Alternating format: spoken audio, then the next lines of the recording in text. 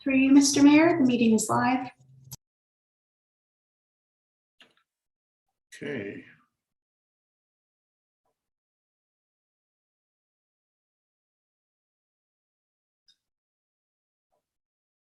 Just realizing we're still. Just make sure that he's not waiting in the attendees.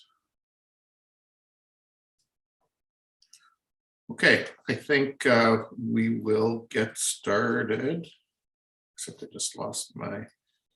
There we go. Good evening, everyone, and welcome to the November 22nd City Council meeting. Oops. Madam Clerk, my the early part of my script is missing, so we will just move right into the land acknowledgement and the singing of our national anthem. As those joining us virtually will note, we are continuing due to COVID-19 and recommendations from public health to have our meetings virtually. For those who are looking to watch, you can do so by going to the City of Kitchener website at kitchener.ca/watch now. Delegations cannot be seen in person, but are able to join us virtually, and there are numerous delegations registered for this evening. Any individuals who did submit things ahead of this meeting in writing, that information has been shared with members of council and will form part of the official public record of today's meeting. As we commence this evening's meeting, I'd like to begin by acknowledging that this evening we're gathering on the traditional territory of the Neutral, Anishinaabe, and Haudenosaunee peoples. We recognize our responsibility to serve as stewards for the land and honor the original caretakers who came before us. Our community is enriched by the enduring knowledge and deep-rooted traditions of the diverse First Nations, Métis, and Inuit in Kitchener today. And now I'd like to invite everyone to stand for the singing of O Canada as they're able, and reminder to members of council to turn off your video during the anthem.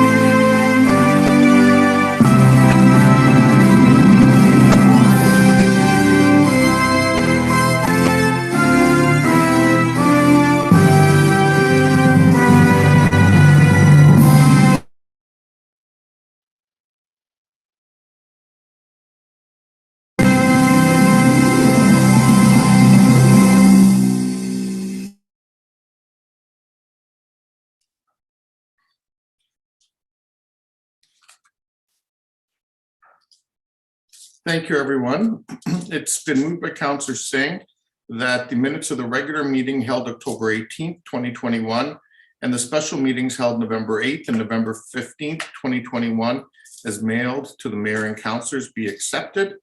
All in favor? Opposed? That is carried. Are there any disclosures of pecuniary interest? Okay, not seeing any. There are a number of items of communications that have been referred to file. Flag requests, vaccine passport program, and rent evictions. And we'll now move into presentations. This evening, Council, we would normally have our long service recognition awards because we can't do those in person. There's some text that staff prepared that I will be reading and acknowledging these groups today. But we're looking to invite the groups both from 2021 and 2022 to a in-person council meeting in the new year when we can do that, so that we can appropriately acknowledge all of the groups. Sorry, I said 2021 and 2022. I meant 2020 and 2021.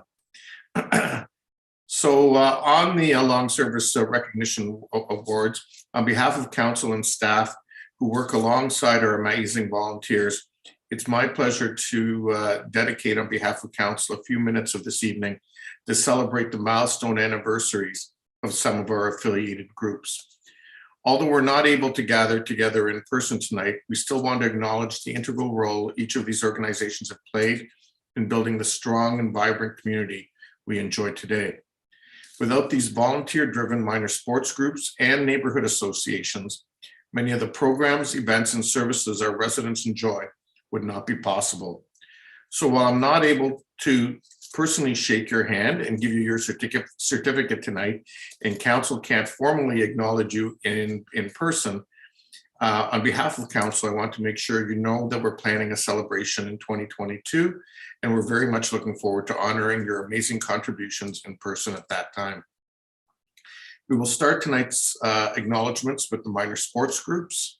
Over 40 volunteer-led minor sports groups partner with the City of Kitchener to offer children and youth affordable options to pursue their personal goals, gain confidence, and build skills that will benefit them their whole lives. Over the last year and a half, these organizations have faced great uncertainty and extremely challenging times, yet their dedication and commitment has been unwavering as they adapted and changed their plans to ensure local athletes could safely enjoy their favorite sports. Thanks to their tireless efforts, local children and youth have continued to have opportunities to stay healthy, active, and social despite the pandemic. Tonight, we recognize 7 minor sports groups who serve our community. First, the Top Spin Table Tennis Club of KW celebrates 20 years. Many children and youth in our community benefit from the excellent coaching program offered to them by Top Spin Table Tennis. This group welcomes players of all experience levels and strives to make this sport as accessible as possible to everyone. Thank you to Top Spin Table Tennis Club for your 20 years of service. The members of council, feel free to use your reactions if you want to on the Zoom screen as we go through these. Secondly, we have the Waterloo Region Minor Football Association, who's celebrating 25 years of service. This group inspires athletes to perform with integrity while teaching the importance of fair play and teamwork. Although this association began with just 23 young players, its popularity has enabled this group to grow, and in 2019, they joined the Ontario Provincial Football League. Thank you, Waterloo Region Minor Football Association, for your 25 years of service.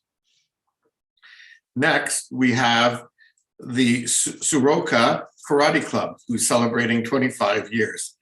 The Soroka Karate Club teaches children ages 3 and up self-control, balance, flexibility, strength, and stamina in a supportive and safe environment. Children who join this club are treated like family, which gives them the confidence they need to develop their skills.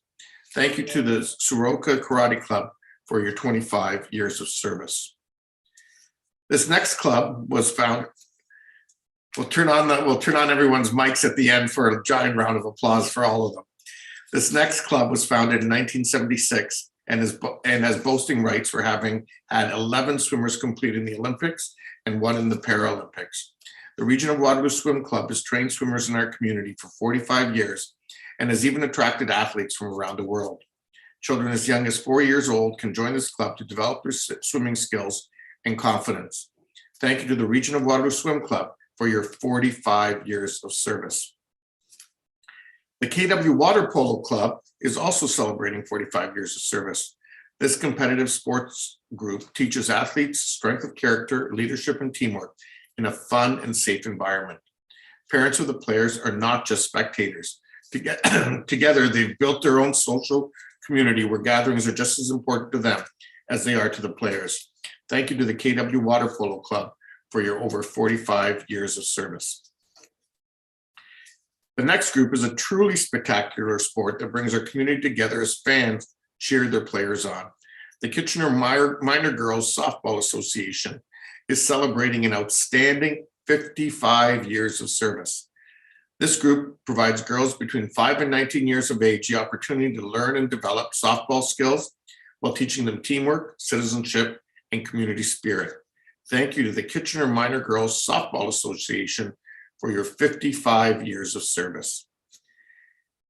And last, but certainly not the least, I'd like to recognize the Conestoga Sailing Club for an impressive 60 years of service. Thanks to the efforts of this group, residents of Waterloo Region and Wellington County have opportunities for competitive and recreational sailing in a family-oriented atmosphere that is welcoming to all members of our community. Thank you to the Conestoga Sailing Club for your 60 years of service.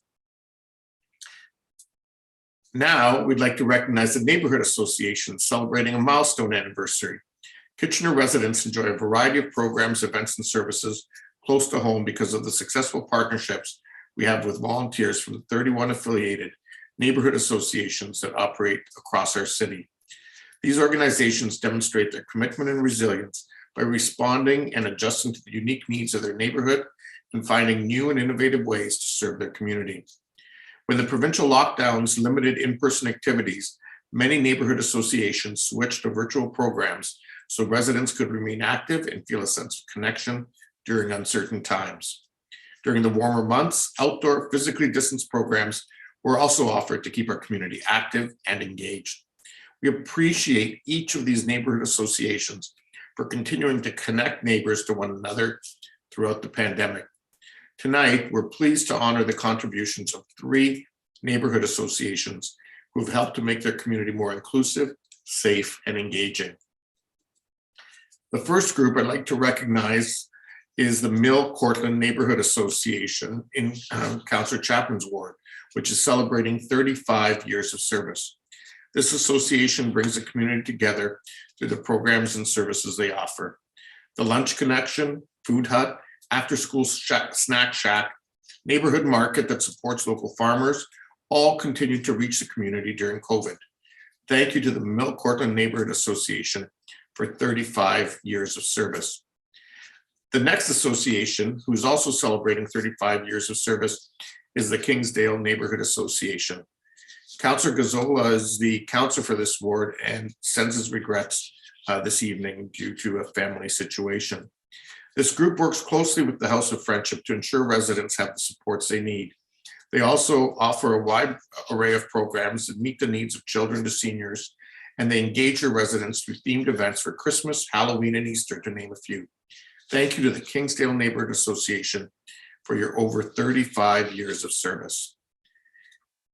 And the last group we're recognizing tonight is in Councillor Christine Michaud's ward, the Dune Pioneer Park Community Association, which is celebrating 40 years of service.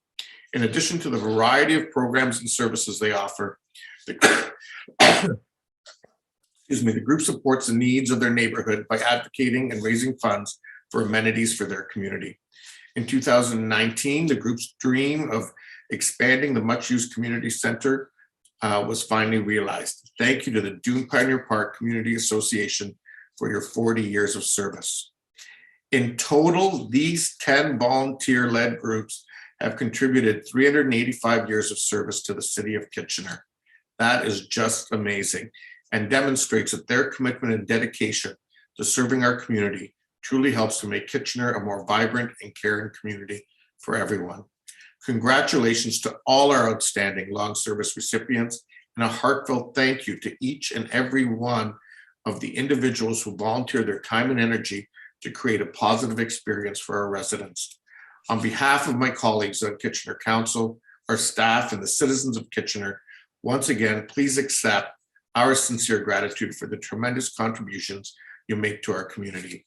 We look forward to seeing all the great things you will accomplish in the upcoming years and can't wait to celebrate your achievements in person soon once again. And with that, I invite my members, my colleagues on council, to turn on their mics and let's give these folks a big round of applause.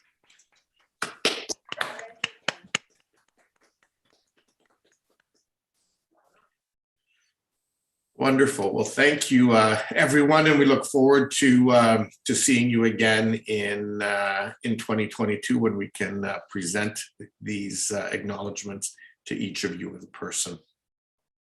We'll now move on to item number 6, and that is to our delegations.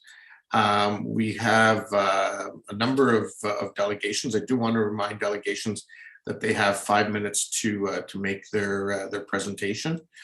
We have one written submission from Mr. Peter Temple, which has been forwarded to council, and then we have 3 delegations we'll be hearing from: Mr. Peter Temple, Mr. Jordan Patterson, and Mr. Jerry Mueller. And with that, I would invite Mr. Temple to come forward and make his presentation.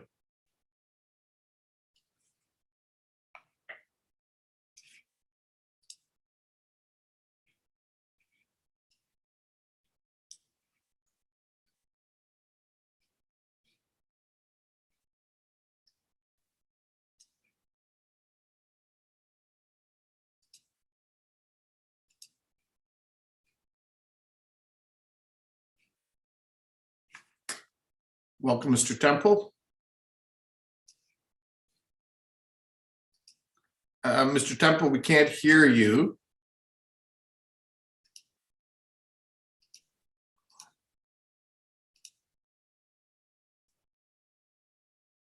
We still can't hear you, sir.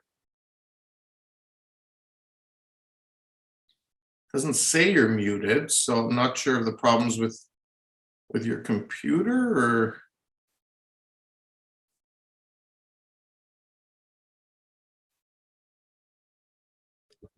How's that? That's much better. Okay, I am sorry about that. I wrote a song called "I'm a Techno Man" for obvious reasons. Techno man. It's all good. We've all had those experiences over the past 20 months or so. Anyway, thank you for allowing us to present here tonight. Our concern was really with live music and the beating that it has taken over the last 2 or 3 years. Obviously with COVID and things like that, the number of music venues have gone down.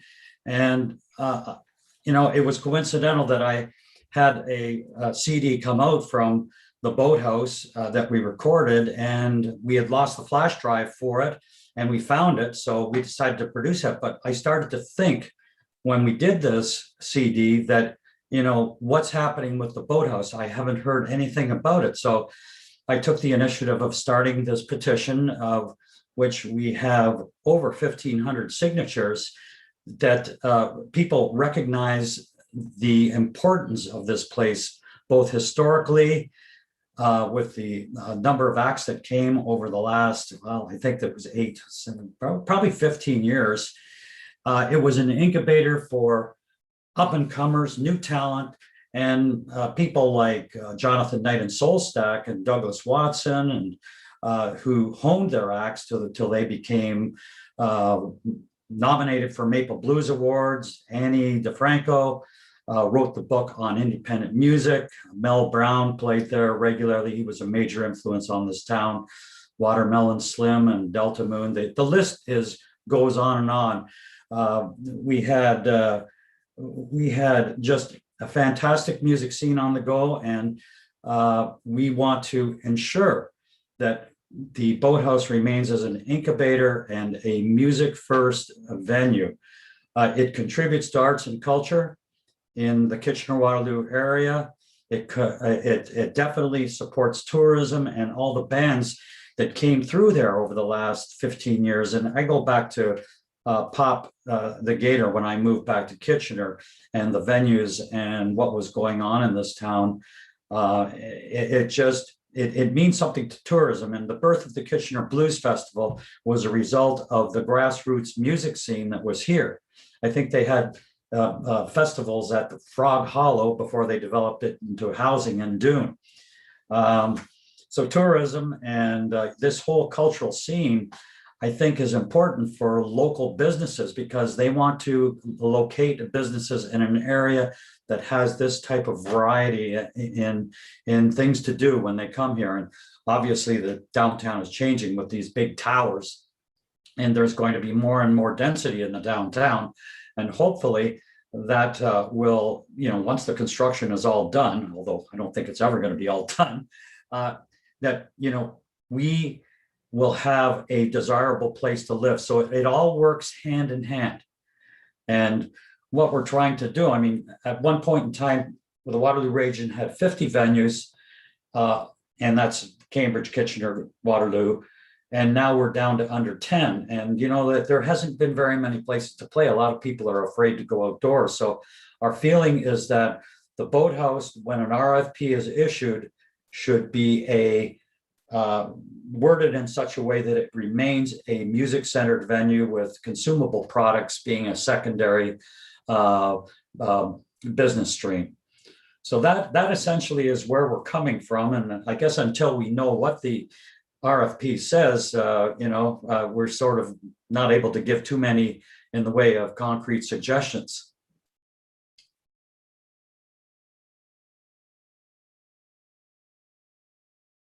Is that the end of your presentation, Mr. Temple?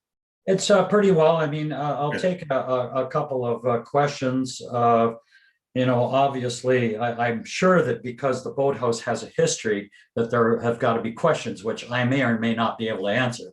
I'm just speaking in terms of a musician and a citizen of Kitchener-Waterloo and a music lover. No, absolutely. And that's certainly a passion that I know many members of council share with you. Councillor Chapman, you have a question. Yeah, thank you, Peter, for coming in. I mean, I think your delegations before council are timely in that, we're in the process of finalizing that RFP to get it out. So it's important to hear this feedback. You said that over the past year and a half, 2 years, well, since the Boathouse has been closed, that there are 4 venues that are taking live music performances. Is that? There's under 10 left, as far as I know. And, many of these places, they, with COVID and whatnot, and there's still a lot of people that are afraid to go out. And we're just getting through to the end of this terrible period of time for what I call gig workers, and so it's just been a difficult time, and I can't overestimate how important the Boathouse will be in kickstarting the grassroots and music in the Kitchener-Waterloo area. And of course, it's going to take the right tenant. That is a given, because I have an idea, what some of the problems were in the past, but that's not for me to say yay or nay to this. It's just to get the right person in is critically important. And do you have what you would consider that right person, that right tenant? Like in 3 points, what would that right tenant they should have? They should have expertise in 2 major areas. Number one is how to book bands, and I don't know what model someone might want to use, whether it's a supper club. I mean, there's places in Europe that run as supper clubs. They run as, they'll have a restaurant in the day. Some of these places are going to be nonprofit organizations, but, until the RFP comes out, the key is to get people that understand music and are able to book bands and the variety of bands required, because I think all music is valuable, not just the kind of music that I play, which is rock and roll and blues. You need to have an expert booking the bands, as well as an expert that that is able to run consumable products. In other words, a restaurant of some sort to go with it. So, that's really the critical point that I'm trying to make. We need to have the right person in there. Okay, Person, Thank you. persons. Okay. no, thank you. Thanks for coming in. Thanks. Thank you for having me. Thanks, Councillor Chapman. Next, we have Councillor Ioannidis. Thank you, Mayor Urbanovic, and thanks, Mr. Temple, for coming in. So, to be clear, are you saying you want the place to be a music venue first and then consumables second? They go together. They would go together in my vision. And I'm not saying mine would be the only vision, but as long as it's music centered in some manner of fashion, that will serve the community best, because we are going to be in a lot of trouble if we don't have places for musicians to play. I'm thinking about the next generation. I mean, I'm 71. I've had my chance. So I'm sort of doing this to give back to the next couple of generations coming up that need a place to play. Okay. I guess my other question is, you kept in your presentation, you kept referring music in general and as Waterloo Region or KW. Are you approaching any of the other local governments to see whether or not they would be in support of supporting live music? That is interesting for sure. And the answer that I have is no. I was focused on Kitchener because the Boathouse is City of Kitchener property. And, it was a music venue for, I guess, 8 years with one individual and another 5 years with another. So there's a history there. And I don't want to pass any judgment on who was there before, but obviously there were enough problems that we don't want to make the same mistake again. And, if the RFP comes out and, we want to keep it music centered, that we get the right person in. That's going to be key. Okay. And I guess my last question is, if you knew about the RFP, did you contact anyone from the city to discuss where the RFP is at or anything like that? Yeah, I put out feelers to Debbie Chapman on the RFP, and I guess Brian Bennett, we had a little discussion with Brian on the importance of the Boathouse in the overall scheme of things. But at that point, the RFP had not been finalized. So it was supposedly, there's still a few days left in November, but it was supposed to come out before the end of November. Okay.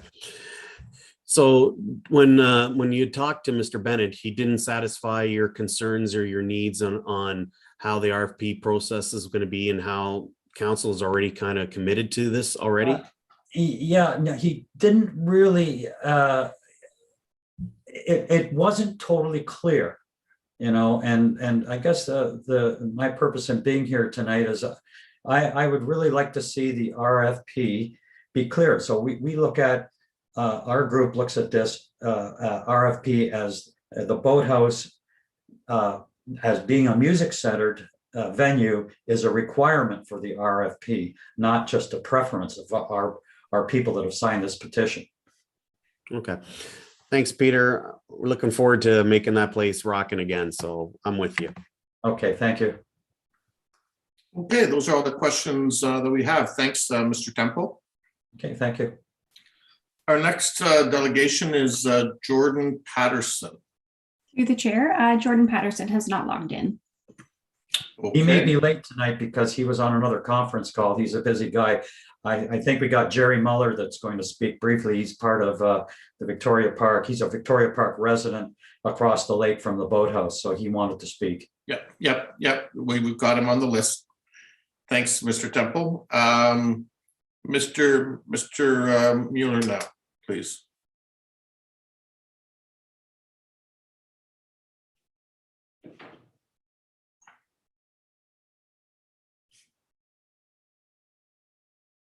Here we go.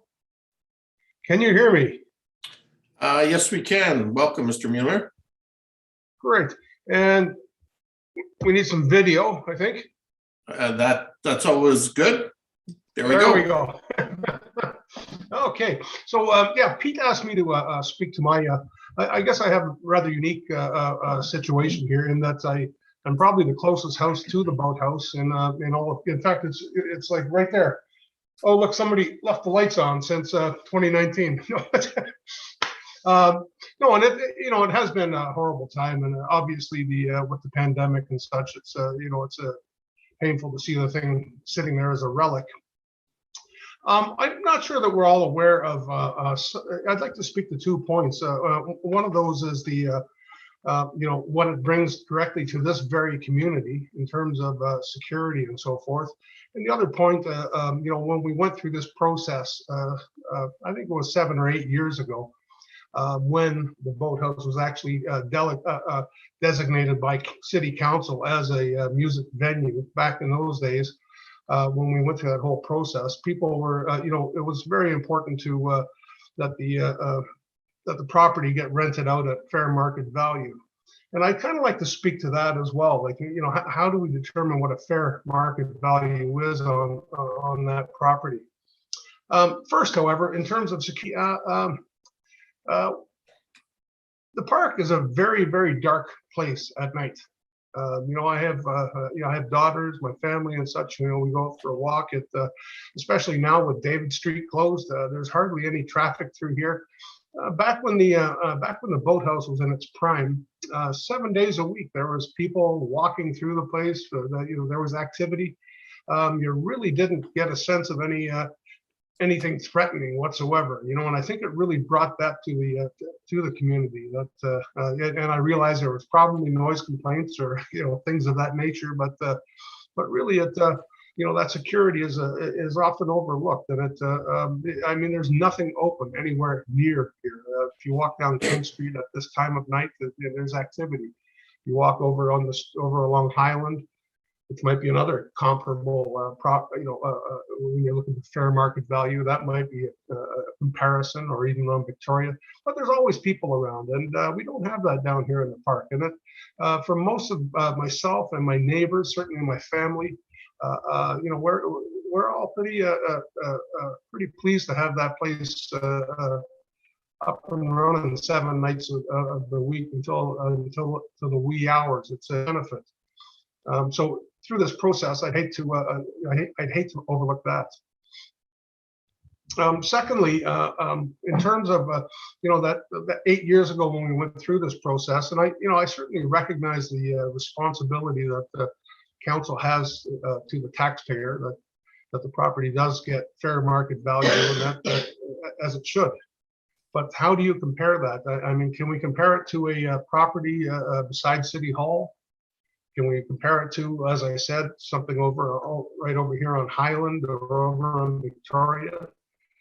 Not really. It's a very challenge for an operator. I actually knew both of the past 2 operators, Kevin Doyle and Mark Forwell, and I've seen some of the numbers actually, and it has its challenges to be sure. Certainly, when you folks at the City Hall go out for lunch, I expect sometimes in the summer you might take a walk down to the park and maybe sit on the patio and have lunch there. I don't think we'd see you in October or anyway, until we get some nice weather again. And there are some really, really long stretches of where the business is not comparable to what you might see on King Street or Highland or Victoria. It just isn't there, and I've actually seen some of the numbers in that regard. The other issue is that really challenges the property is parking. I've dealt with both Kevin and Mark in terms of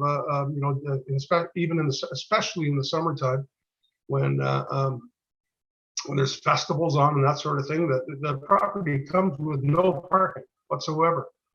Trying to run a music venue, music and restaurant, when there's a festival going on, I've had both of these guys call me and ask to use my driveway, and I let them, of course. But it is a real challenge. So I really hope that when the wisdom I'm getting my 2-minute warning over here. So I really hope that when we start looking at what is fair market value and how do we make this, the boathouse a success, I think that rent has really got to be, I'm not going to say subsidized, but that fair market value is quite low actually because of some of the unique challenges. So, and the possibility of turning this thing into a real gem, a real successful operation that is right here before us right now, and I think it's all going to be hinged on that market value. That rent's got to be low for somebody to make a success of that place. And there goes the bell. Okay. Good stuff. Our clock's almost aligned. Thanks, Mr. Mueller, for your presentation. And we do have a question, Councillor Chapman. Yeah, thank you for coming in, Jerry. So I hear you're concerned about fair market value, and I take it that's in the context of, it's you're seeing it as a venue to get musicians that are up and coming, an opportunity to have a place to play, and they're not musicians that are coming in with necessarily, well-established, what's the word, like years and years of experience. So that fair market value in your mind is important. But my question has to do with you as a neighbor. How do you differentiate at all between a music venue versus a restaurant or some other use of that space? Well, I think that unless I'm mistaken, I think that issue was already been established. I mean, 8 years ago it was by direction of some of these very members of council designated it as a music venue. And unless something has changed that I'm not aware of, that is still the case. But I think that we have a real possibility to have a gem here. The music that has played in there over the years, and you're quite right, Debbie. There's been some really well-established bands. Pete just recently mentioned mentioned Delta Moon. Well, I had Delta Moon parked right in my driveway here because there was nowhere else to park during the festival. But yes, absolutely. There's a lot of new artists that got their first shot at it there. And let's make no mistake. One of the former operators of the facility, for him, it was always about the music, never about the business, and that's not always the greatest thing. But in 1 year he had over. I think the number was. He had 720 live performances on that stage in a year, and which is a phenomenal number. I've spoken to artists in New York City, for that matter, that I heard of that place. I heard of that place. I heard of that. It's almost been the start of the whole blues festival that we have is really always been centered around the facility, and I think that's kind of the vision that our community has. And it's not just the kind of music we like, but having it's already been designated a music facility, but to make it a viable business is really I think is the challenge that we have before us. Okay, thank you. And thank you for coming in. You're welcome. Thank you, Mr. Mueller. And those are all the delegations we have, unless Mr. Patterson has joined since, and it does not look like he has. I'm just double checking. No. Perhaps we can ask staff to provide a brief update. I don't know if Mr. Bloom is here. He is. So, Mr. Bloom, perhaps you can provide council and the delegations with a brief update. Sure. Through the mayor to council. As Mr. Temple alluded, yes, Brian Bennett met with Peter a few weeks ago and Councilor Chapman, and certainly heard his thoughts on the RFP. So in terms of process, our intention is we'll be releasing the RFP this week. We intend to leave it open until after the Christmas break, so into January. The recommendation or the RFP will be seeking obviously an operator for the boathouse. And it's been structured in such a way that it could be a food operator, it could be a live music operator, it could be a combination food and live music operator. But obviously, given the importance of live music, a proposal that comes in with live music is going to score higher than a proposal that does not include live music. Ultimately, the way the process will work is we will open the RFP up. We'll have submissions. Staff will assess and evaluate the submissions. We then provide that evaluation to council. Council, you then weigh in on the evaluation, and you will rank all of the proponents, and then you'll select the submission that you want to begin negotiations with, or multiple. So ultimately, council, you'll have the ability, when the time comes and when you've seen the submissions, to select the first operator that you want to see go forward. Certainly, I think we agree with much of what the delegations had to say, and just our preface is that there's many considerations that the council is going to have to make when deciding on which tenants to utilize. Obviously, live music we know is important. Neighborhood compatibility is important.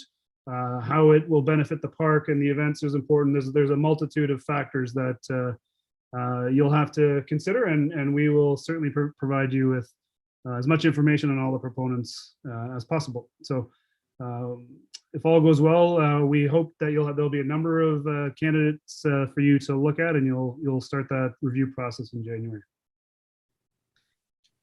Okay, thank you. Thanks, Mr. Bloom, for that update.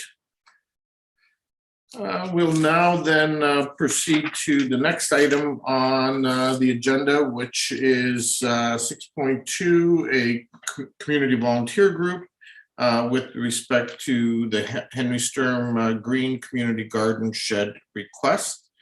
There have been 4 written submissions for council's consideration from Ziggy Cycle and Sport, Black Arrow Cycles, the Victoria Park Neighborhood Association, and Doug Jones on behalf of the Waterloo Region Community Garden Network. We have 2 delegations. The first is a combined delegation representing Margaret Santos, the Red Raccoon Bike Rescue, and Rebecca Haynes. And finally, the Community Roots Garden. And so as a group, they'll be presenting together and have 10 minutes for their presentation. So I'm not sure who's starting. Is Rebecca, I can see you. I'm not sure if your colleagues are there. Welcome.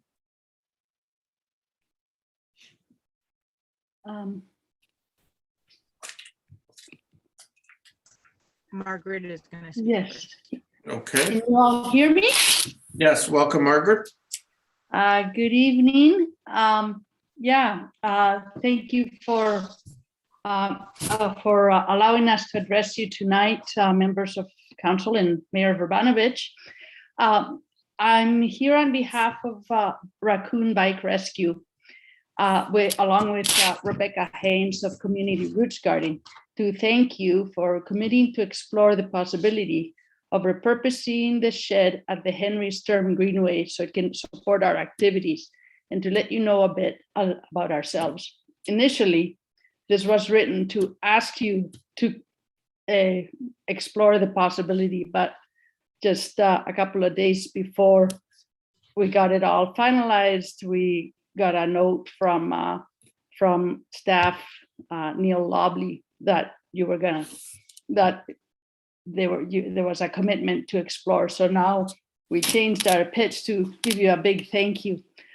Next slide, please. I'm not sure how the slides get changed, if somebody does it for me or if I have to do it. Someone will do them for you. So if you just say next slide, Okay, it'll magically happen then. All right. So the second slide now. So a little bit about ourselves. Red Raccoon Bike Rescue is a volunteer organization that emerged out of the pandemic to fix bikes for free. In the spring of 2020, we set up bike stands by the clock tower on Saturdays. And since then, we have repaired more than 1,000 bikes in Victoria Park, St. John's Kitchen, one-off events at community centers, and taught bike repairs to youth at One Roof. To date, we have been able to store tools and parts at Treehouse in Victoria Park. This arrangement has worked well through the pandemic, but as the world opens up, we know that we will have to give up the space. Next slide, please. We want to continue reaching out to different areas in town where we know there's a need. Neighborhoods where families can use a bit of help to get their kids' bikes fixed, or where there are people who depend on bikes to get around and yet don't have the money to maintain them. We also want to reduce barriers to cycling with a place that is accessible and friendly, where people can have access to knowledge and tools to keep their bikes in good working order. We believe the shed at Henry Sturm Greenway by the Iron Horse Trail will give us the exposure we need, the space to keep tools, parts, and bikes, and to train volunteers. Repurposing the shed gives us the opportunity to make a more lively and dynamic place out of the Henry Sturm Greenway, turning it into an exciting destination for many in this rapidly growing community. We have the express support from the VPNA, Downtown Bike Shops, Ziggy's and Black Arrow, Kitchener Center's MPP, Laura May Lindo, and Waterloo MPP, Catherine Fife, and the city's Cycling and Trails Committee. Next slide, please. Red Raccoon Bike Rescue and Community Roots Garden are very excited by the possibility of sharing the shed, where together we can create a synergy about a future that is more environmentally sustainable and more inclusive. We look forward to working with the city staff early next year to make this dream become a reality. Thank you. And I'll be happy to answer any questions you might have. And maybe, I'm not sure if it's now or after Rebecca has spoken, but it's Yeah, up to you. we'll take your questions after your 10 minutes is up as a group and after all three of you have presented. So Rebecca, if you want to continue. Thank you. Hi, I'm Rebecca Haynes, representing Community Roots Garden. Just my internet is not always so good, so I don't know if it's better if I turn my camera off. That was maybe advised, or if I sound fine, then I'll just continue. I just know I get delays. Yeah, no, we're good. Okay. I'm representing Community Roots Garden for the proposal to reuse the Henry Sturm shed. And I'd like to share a bit about who we are, our needs, and what the use of the shed would mean for us as we go forward. So the next slide.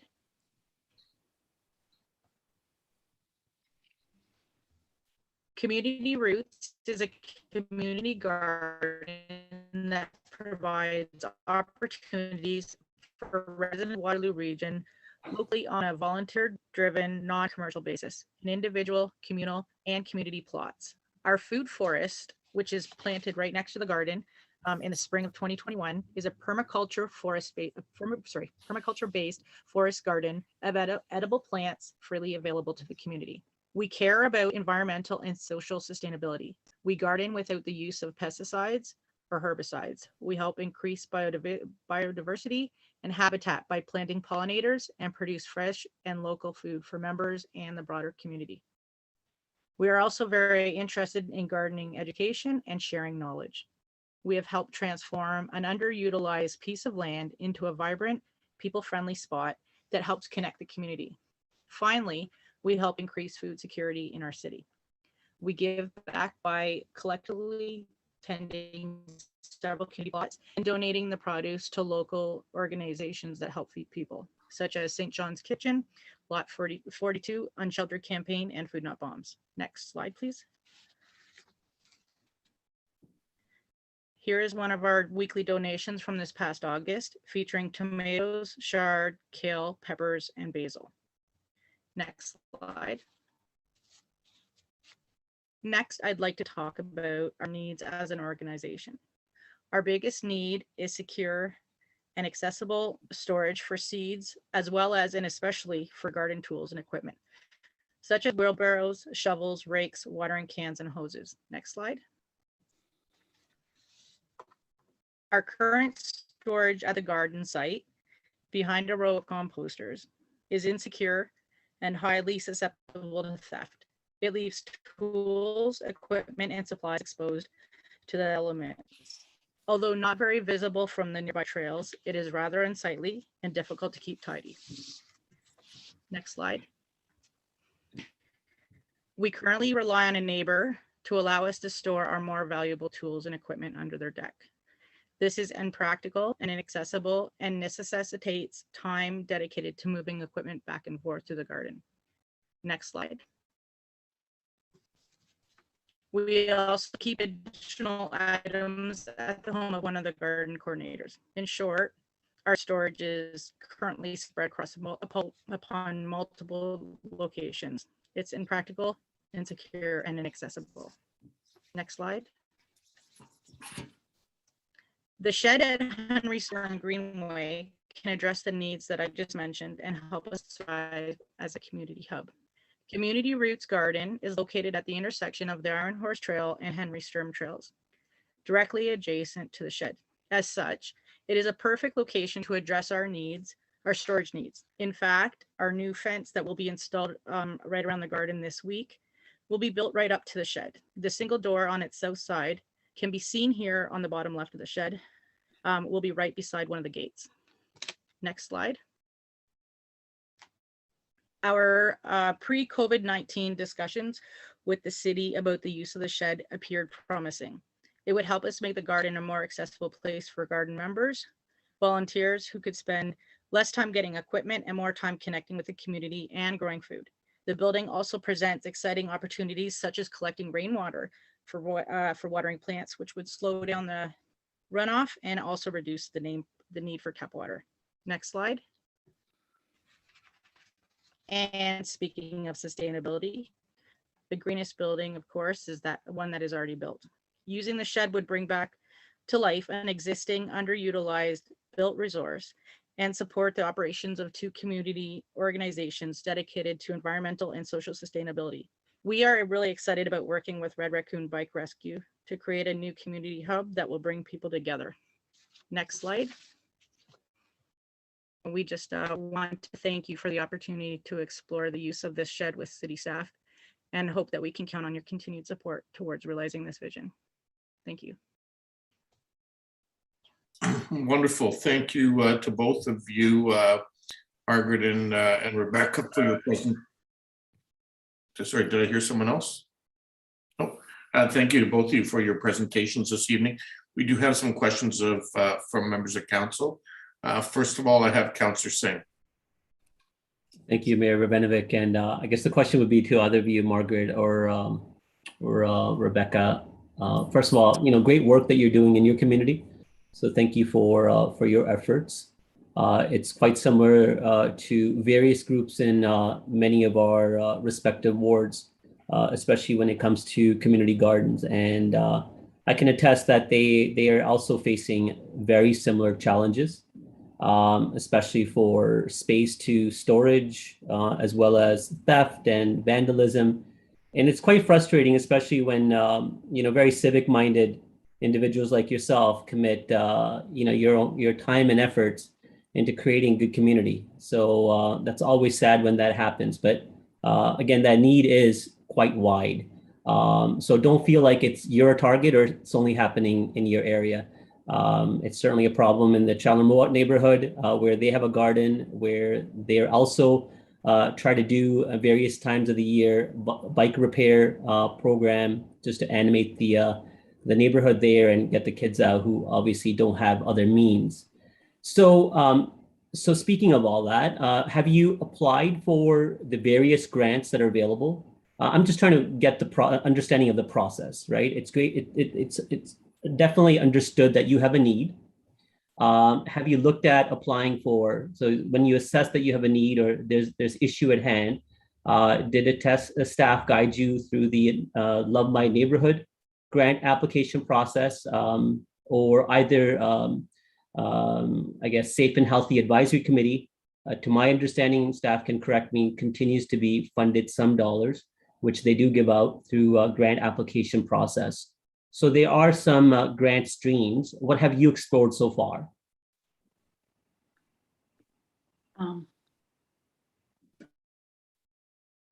I could speak for Community Roots Garden.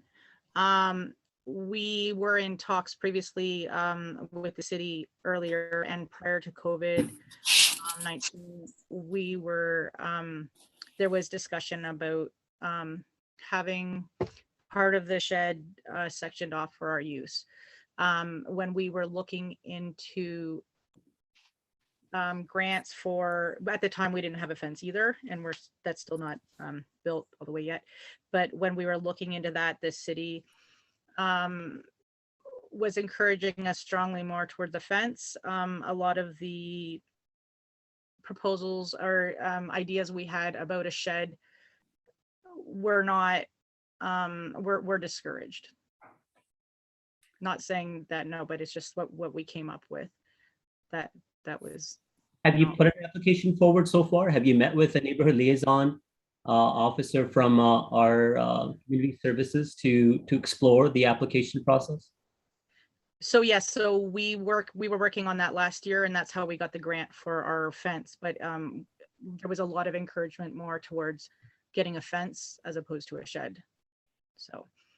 And you were successful for that grant, you said? We got part of the grant. We've had to be a little bit creative with it, but it will at least establish that it's not an open space. We're going to have actually living fence aspect with it, so that will hopefully discourage people from ruining it and give it a little bit. It'll be a little more sustainable and nicer on the environment and bring pollinators. So yeah. Can I speak, Councillor Singh? We've this summer we were able to hire 3 people thanks to a Canada Youth Summer Jobs grant. And presently we're applying for a grant to the City of Kitchener. That's basically for operational purposes, the grant. We're right now filling out this application and wading through this. The group, this is the first time we're applying to anything, so it's new territory for us. But you know, we're trying to make it work. Okay, I appreciate that. And once more, I want to encourage that you know, we've council has directed amazing initiatives through Love My Hood process, and our community service department with the neighborhood liaison officers that, you know, do their best in helping draft these applications.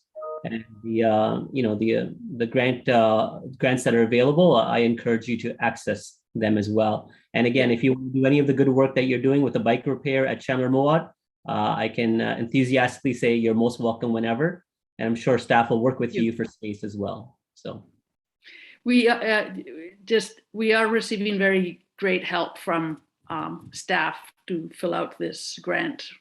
Questions get answered quickly and clearly. So thank you. Okay, thank you very much. Next, we have Councillor Schneider. Thank you, Mayor. Margaret, a question for you.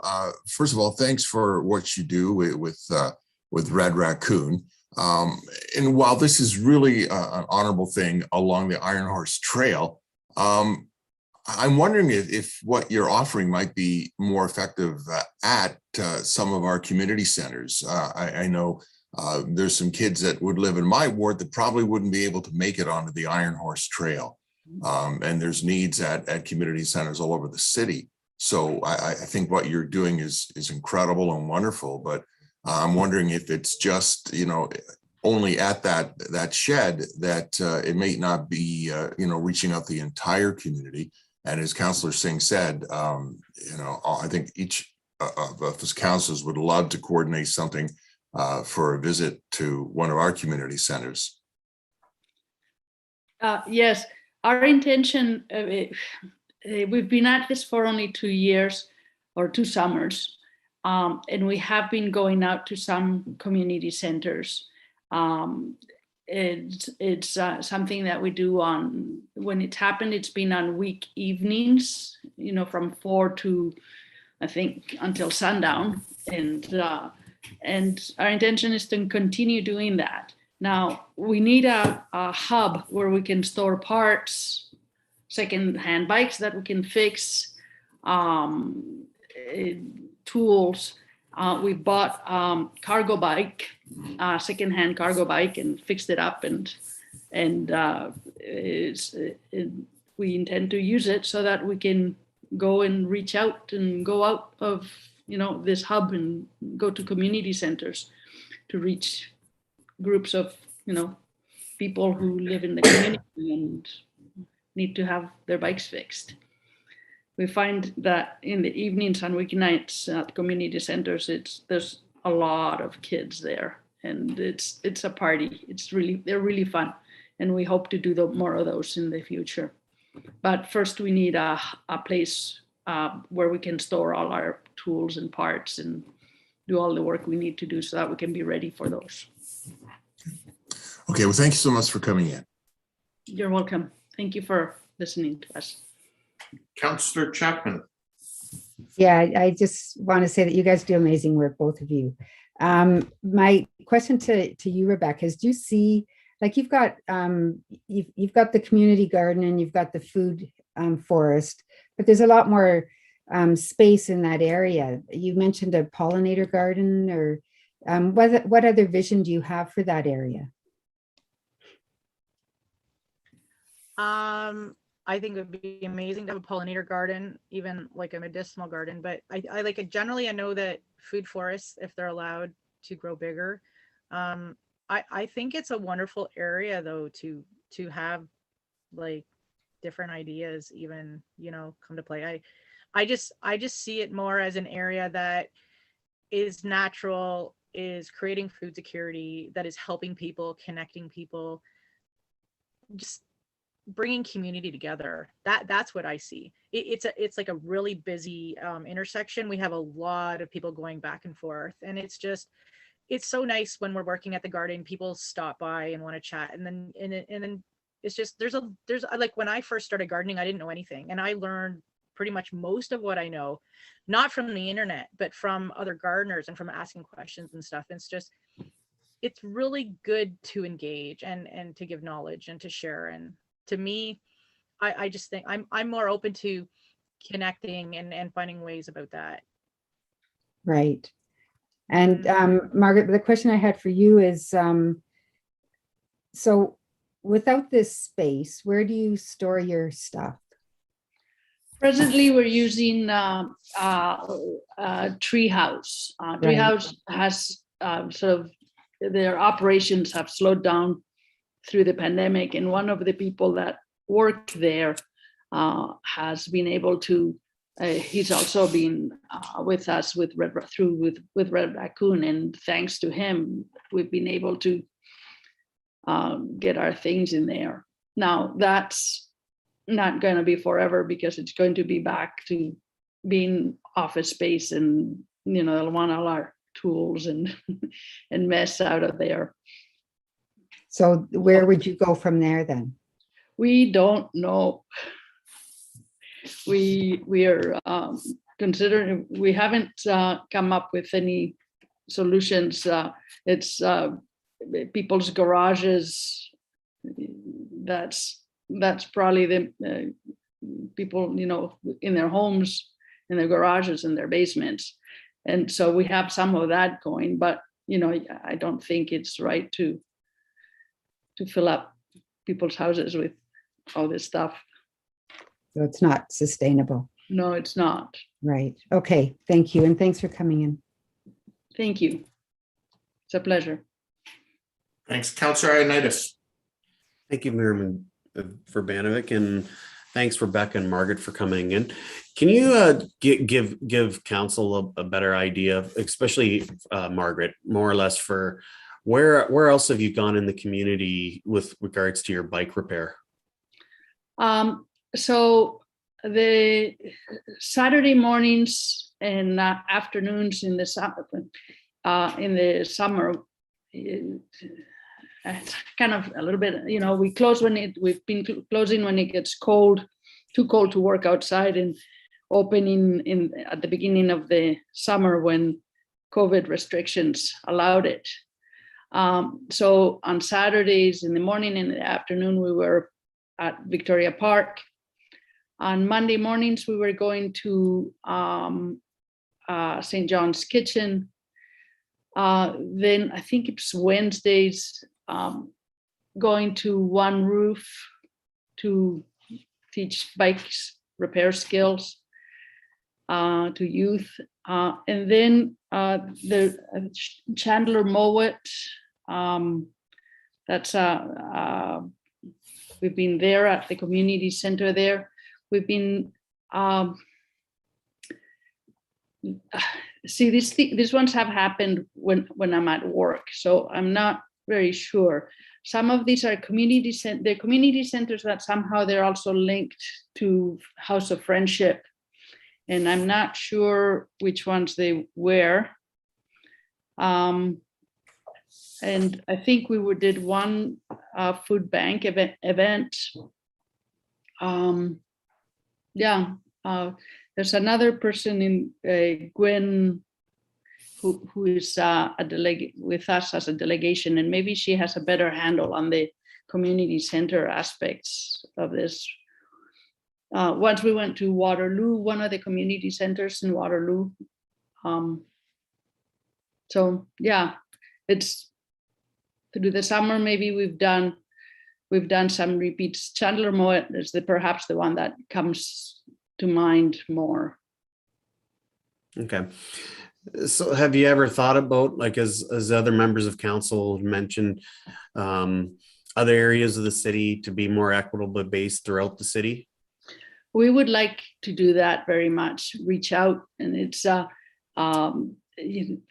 way we're working is that we go one evening a week, and there are only so many volunteers we have that are able to go, but that's our intention, is to reach out and go beyond the downtown. We are very aware that the need is all over. It's not just a downtown thing. Okay, well, thank you both for coming in. You're welcome. Thanks, Rebecca, and thanks, Margaret, for coming in and for your passionate work on this. It's very much appreciated. You're welcome. Okay, staff, anybody from staff want to comment or respond to the delegations in terms of any work that's being done on this so far? Mr. May. Through you, Mr. Mayor, are all of the public delegations complete? Yes, the other delegation is not present this evening. Mr. Mayor, point of information. I see Gwyneth Mitchell's name there on the Zoom right there. Sorry, I don't have her on my list. Through you, the chair, I can confirm that 5 people registered, and they had 2 spokespeople that addressed the group. So they were here to respond to questions, and we just moved them over as panelists if required. Okay, thank you. Yep, no, appreciate that. So yeah, what I can say is that staff have looked at this opportunity and think there may be a potential opportunity to reuse an unused building and turn it into a neighborhood and community gathering space, working with volunteer organizations that you've heard from tonight. We've already assigned Josh Joseph. Mr. Joseph will begin to work with the community groups early in the new year to answer, frankly, a lot of the questions that councillors have been asking this evening, and to work through a number of issues related to things like zoning, building permits, what costs would be required to upgrade the building. And then we'll bring a full report back to council, at which time you can make a decision as to whether or not you want to proceed with this partnership. But at that point, you'll have all of the information you need in order to make that educated decision. Okay, thank you. Thank you for that staff perspective. I have 3 people in the queue again. Councillor Schneider, questions of staff? Yes, thank you, Mayor. Mr. May, thanks for the comments there. Just wondering, I mean, this seems to have come up, fairly quickly. It'd be great if we could repurpose this building, reuse it. Do we have any idea what condition this building is in, and any rough ideas of what it might take cost-wise and time-wise to get this up to a position where it's in code? Yeah, so first of all, no, we don't have any cost estimates. What we do know is it's going to cost money, and that's why we need to do our due diligence and come back to council. I will say, in terms of your comment, in terms of it moving up quickly, one of the things I love best about the Love My Hood program and the Neighborhood Development Office that Councillor Singh referenced earlier is our willingness to jump on opportunities. And so Josh Joseph heads up that team, and we're going to jump on this and see if it works. And if it doesn't, we'll bring back a report to council to that effect. Okay, no, that's great. And wasn't commenting about, I mean, saying that this happened quickly, and we've got budgeting and things that we have to take into consideration. So, just wanted to make sure that I'm sure the report will spell everything out for us so we can make an informed decision. So thanks for that. Thank you, Councillor Schneider. Councillor Marsh. Just comment, Mr. Mayor. Okay, I'll come back to you. Councillor Singh and Davey, are those questions or comments? Questions. Questions? Okay, go ahead, Councillor Singh. Yeah, thank you, Mr. Mayor. And I think Councillor Schneider is correct that it has come up fast. And to Mr. May's comments, that's good that we do have a dedicated office now with the appropriate resourcing that can quickly pivot and be responsive to good opportunities. But I just want to make sure that I specify that there is a budget for that office. So ensuring that those opportunities are within it. It's just for a equity basis. We want to make sure that the need is tremendous throughout the world. There are amazing ideas that come out from all sorts of groups, just like this, which do provide a specific need. So we do need to be cognizant. So it's more of a comment, I can think, but I'll get to the question. Sorry, Mr. Mayor. Yeah, please get to the question. Yes, the question is, are staff also looking at ensuring that this could be a mobile operation rather than perhaps just looking at the shed, which would require capital improvements as well, rather using infrastructure that's in all their community centers. And to Councillor Schneider's point earlier, we would all love to have this continued service in our various wards. Yes, so through you, Mr. Mayor, what I think you heard from the delegation this evening is that their interest is in a centralized hub. And once they have that hub, they'd be open to looking at expanding it to community centers.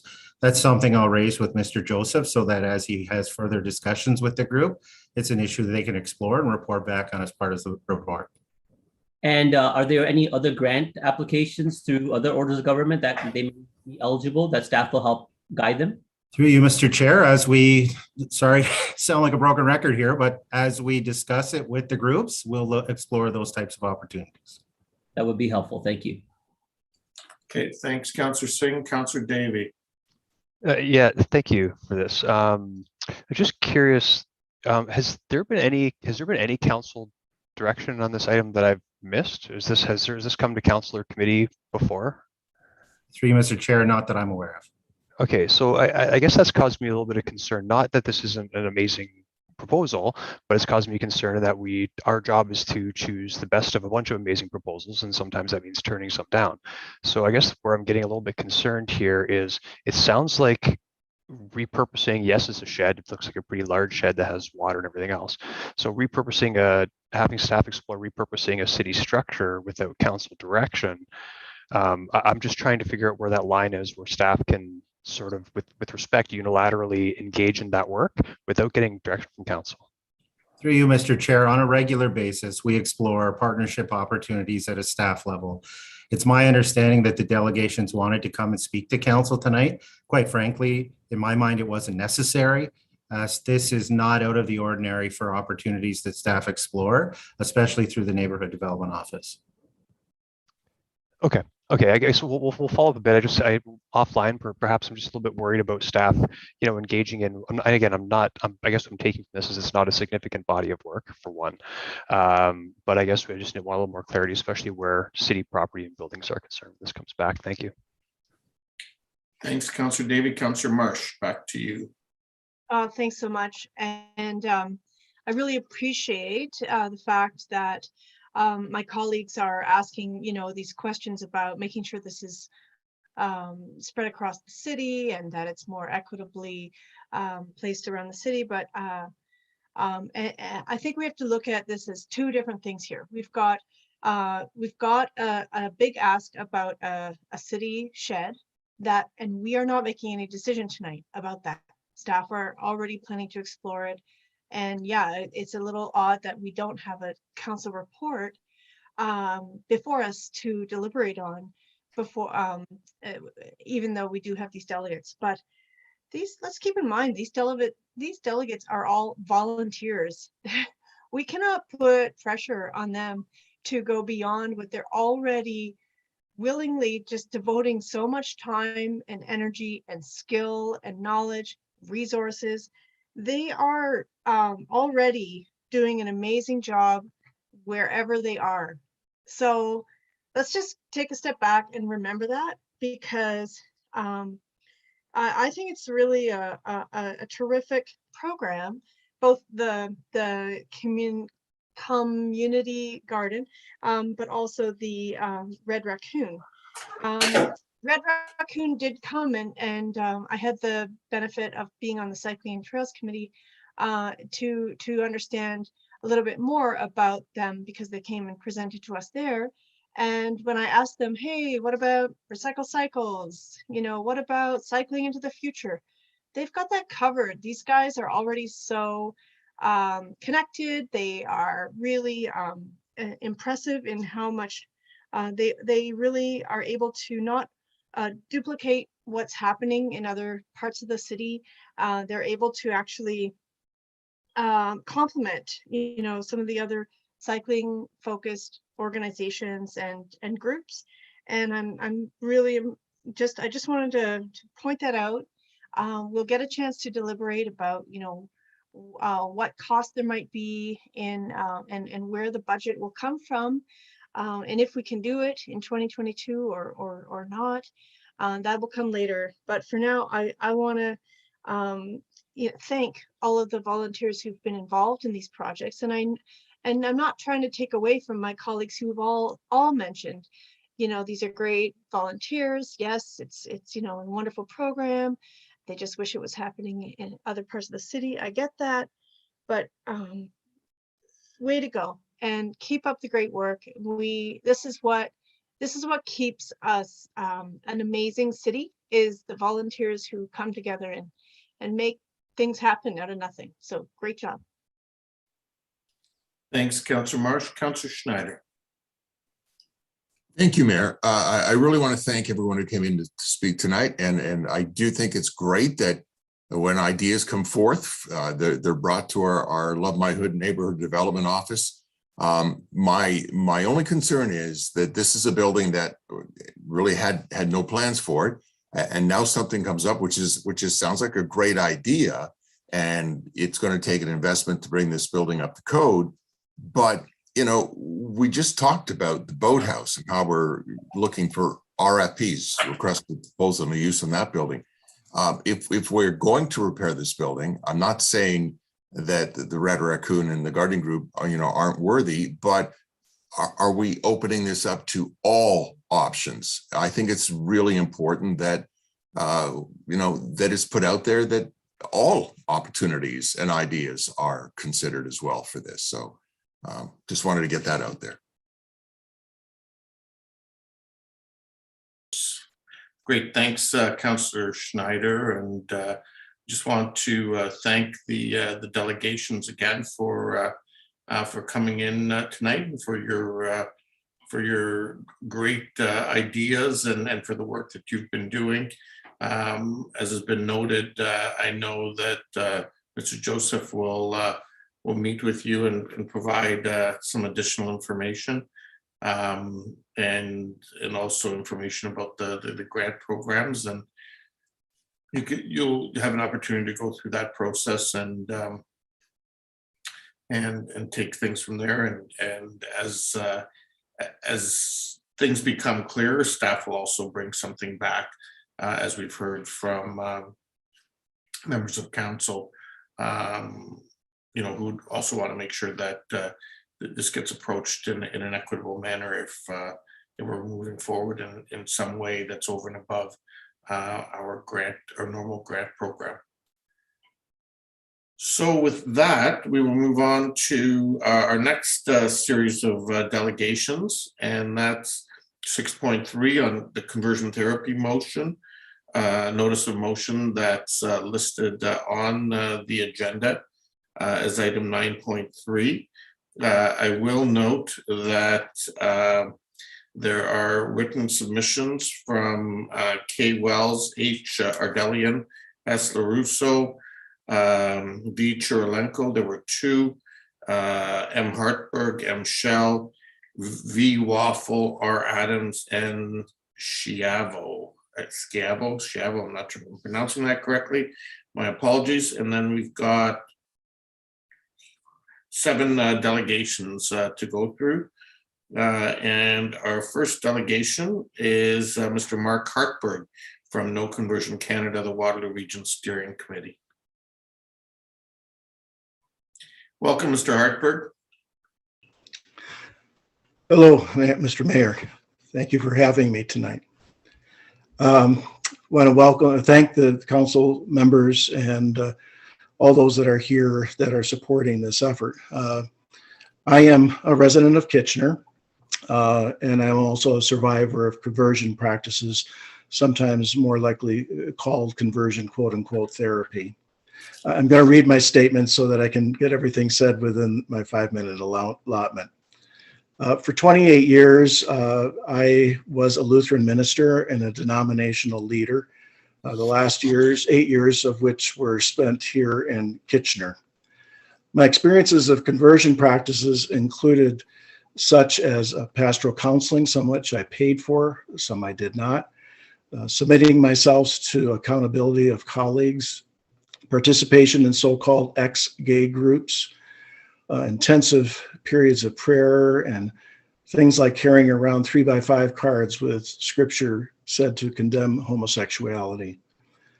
These practices are all based on a belief that to be gay or queer or transgender is sinful or unhealthy or broken, depending on the frame of reference, and that such persons need to be fixed. The only way then that they'll be acceptable to either God or their community or their family is to be straight and cisgendered. These practices, frankly, led me to hate myself, to attempt more than once to take my life, on one occasion to jump on a bus to flee to Seattle. In the process, they also deeply hurt those I loved. In my vocation as a pastor, here in town included, it led me to try to convince others that they were likewise broken and needed to be fixed. All these experiences in my case happened while I was an adult, and it is in the case of many survivors. Although I had convinced myself of the same faulty premises as a teenager, when my family made it clear that being gay was not an option. Some research tells us that at least 1 in 10 queer or transgender Canadians have suffered from similar practices, although I suspect that number is quite a bit higher.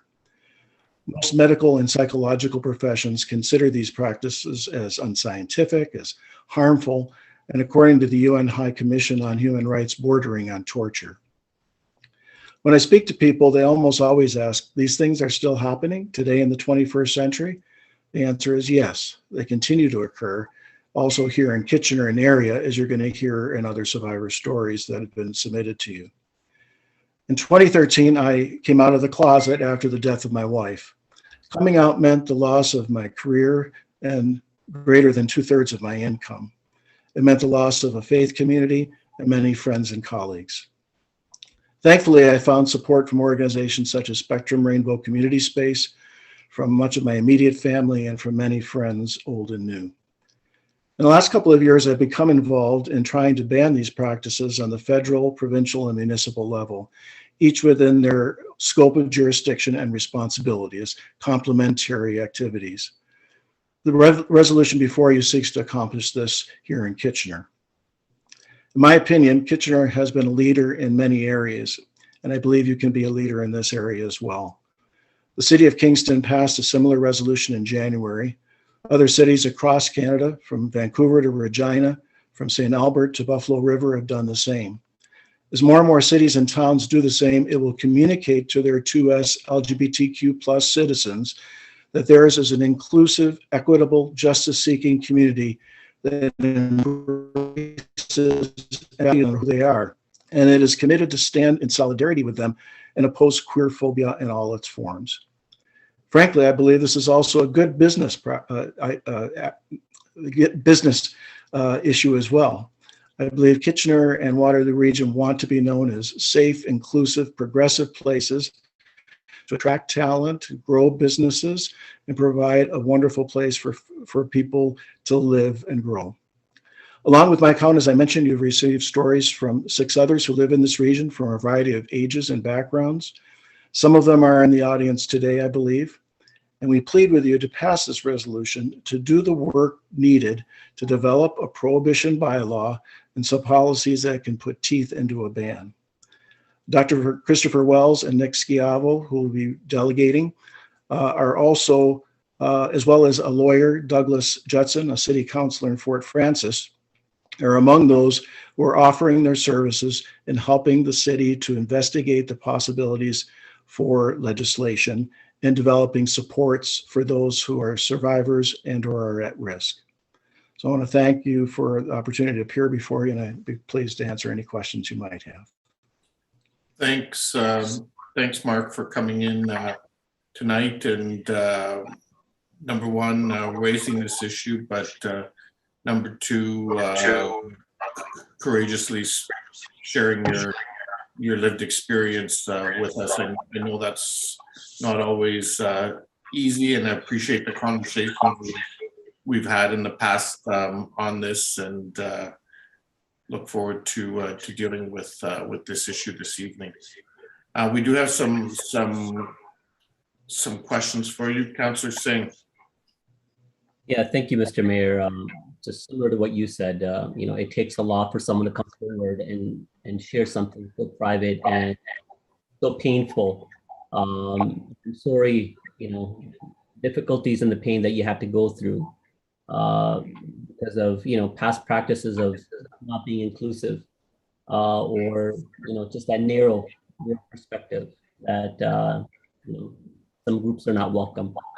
I'm sorry that you had to go through that, and hopefully you're in a better path now. And it's important for the City of Kitchener to be on that path as well. Path of acceptance, tolerance, and inclusivity. Through your delegation, it's important that you noted that the City of Kitchener is not the first to do this with this motion. This motion has been passed by many other municipalities, and I'm glad that Chapman has put forward so that we are taking step of our peer municipalities and speaking up for this, encouraging the federal and the provincial government who are, I think, already looking at this quite strongly and hopefully encouraging to fasten that pace. One aspect of what I like about this motion is, of course, directing our staff to provide support through our EDI office. Do you want to give any comment regarding that?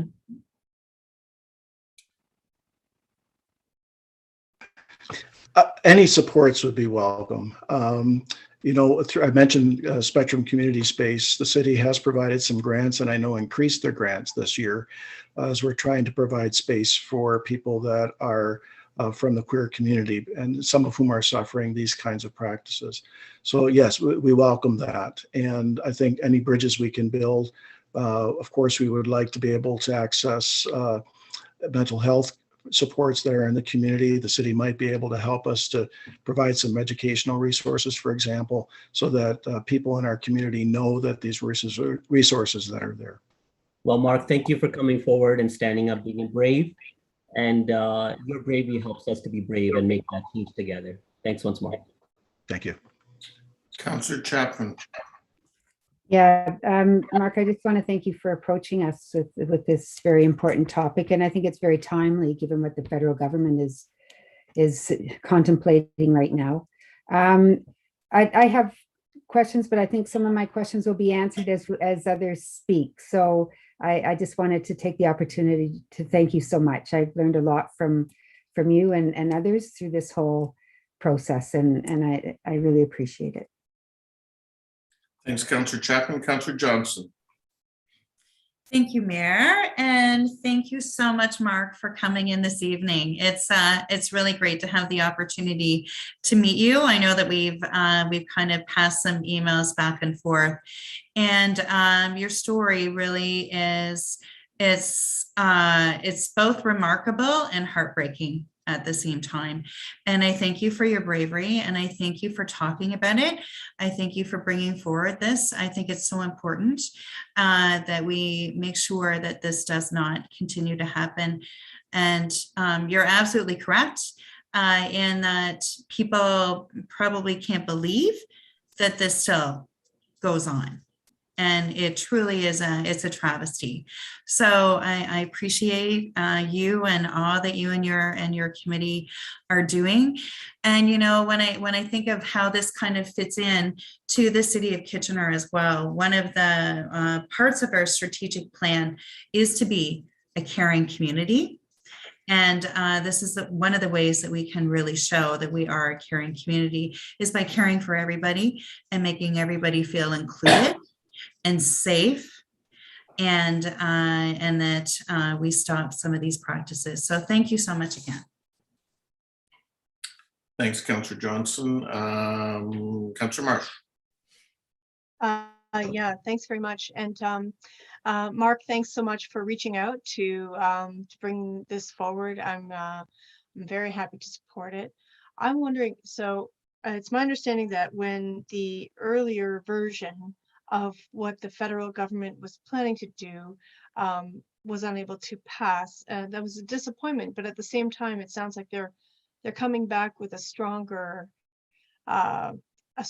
version. So, you know, silver linings, right? So, so is the key element there that it was previously focused just on children alone, and now it's for everyone?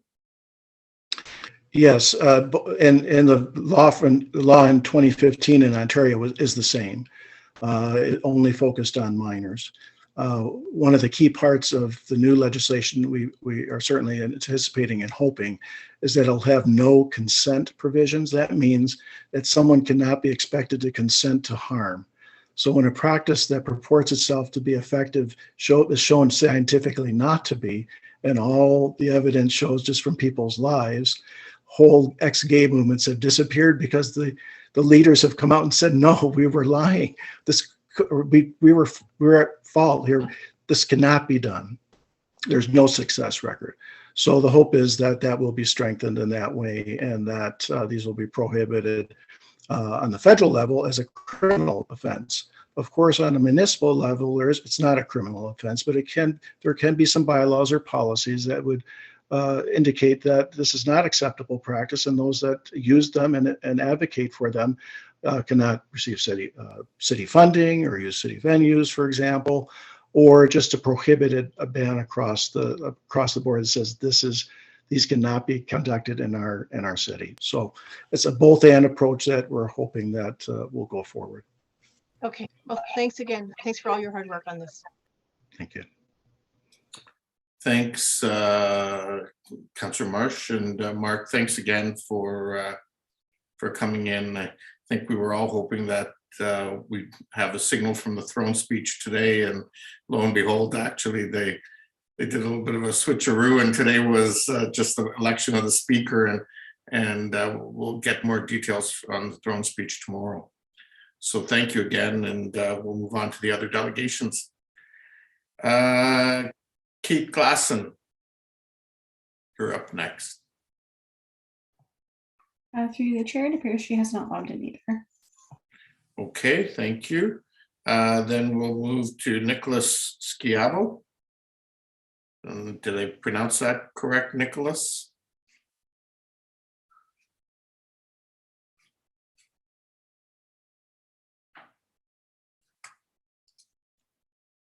Hi, folks. Sorry about that. No worries. Thank you for joining us this evening.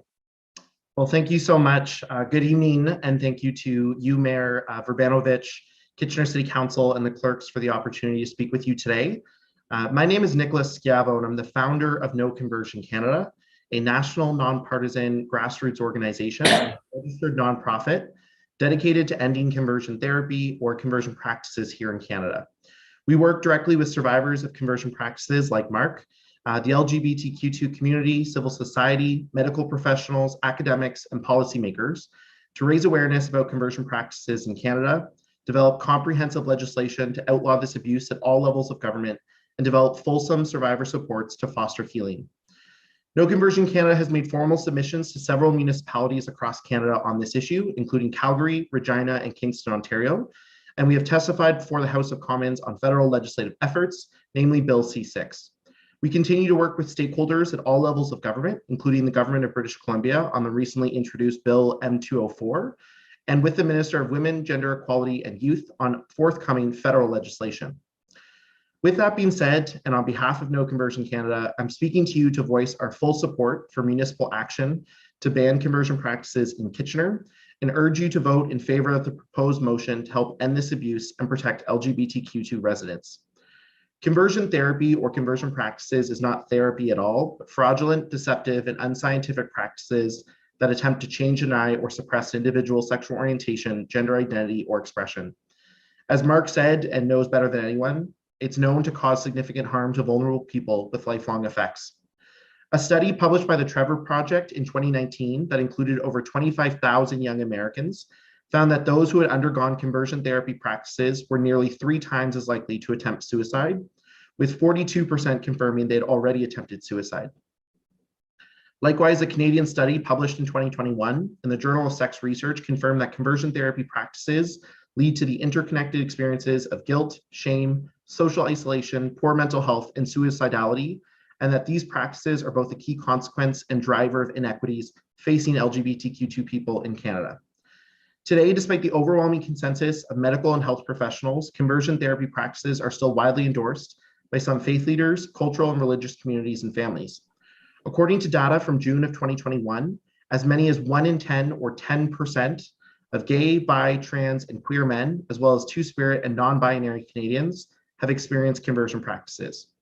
Of particular concern, the data finds that 72% of these started conversion practices before the age of 20. With that in mind, I would like to commend Kitchener City Council for this important first step. While motions like this hold symbolic value for survivors and the LGBTQ2 community at large, I want to stress that more can and should be done. Our hope and our expectation is that in the new year, we can continue conversations with City Council to work together towards a formal bylaw on conversion practices, as has been done by municipalities across Canada. Conversion practices are a complex and nuanced enemy, which require a comprehensive response. There's no silver bullet to ending conversion practices, but rather a layered approach, which includes grassroots, municipal, provincial, territorial, federal, and international action, is shown to have the greatest impact in protecting the safety and freedom of LGBTQ2 people. In short, municipal bylaws save lives. Municipal bylaws can institute governance policies that revoke business licenses or restrict the use of county grants, funding, facilities, donations, or other contributions to organizations that currently commit or promote conversion practices. They can also levy large fines directly on businesses or organizations shown to be committing conversion practices. We stand ready to support Kitchener with survivor testimony, peer-reviewed research, data, and Made in Ontario templates for a potential bylaw that could be implemented in this municipality with next to no cost. Legislation at the local level to prohibit conversion practices sends a powerful and direct message about the kind of community you want to create, one that is open, inclusive, and welcoming to all. No one should have to change who they are or who they love to find support and acceptance in your community. To conclude, we ask you to please be brave in doing what's right and standing up for the safety of the most vulnerable in our communities. We welcome the opportunity to work with any policymaker who is interested in standing up to this barbaric abuse, and we look forward to ongoing engagement with the City of Kitchener. Thank you for taking action on this important issue. Thanks, Nicholas, very much for coming in and for your work, not just here with our local chapter, but across Canada on this important issue. And hopefully, you and others will get a strong signal tomorrow in the throne speech on this, as has been suggested. Councillor Chapman. Yeah, I just wanted to thank you, Nicholas, for coming in. But also, I wonder if you had drafted bylaws that you could share with us, possibly through Mark at some point, to just to see, what such a bylaw might look like. Yeah, that's a really, great question, Councillor. Thank you for that. I want to stress that, city staff have been really great in terms of pushing, what is possible in Ontario. One of, I think, the first kind of challenges that we came across is that if we take bylaws like, for example, Calgary, which we often refer to as the gold standard in terms of conversion practices, it doesn't exactly fit necessarily with Ontario jurisdiction. So I absolutely understand the need to develop like a made in Ontario bylaw. And one of the things Mark, myself, and some others have discussed over the next kind of 2-3 months is developing that bylaw with legal experts, with city councilors, so that we have something that would fit for a city like Kitchener. So we definitely look forward to following up with a template like that. Okay, that'd be very helpful. Thank you. Great. Thanks again, Nicholas. Those are all the questions we have. Our next delegation, Tamara Shantz, is withdrawn, so we'll move on to Dr. Christopher Wells.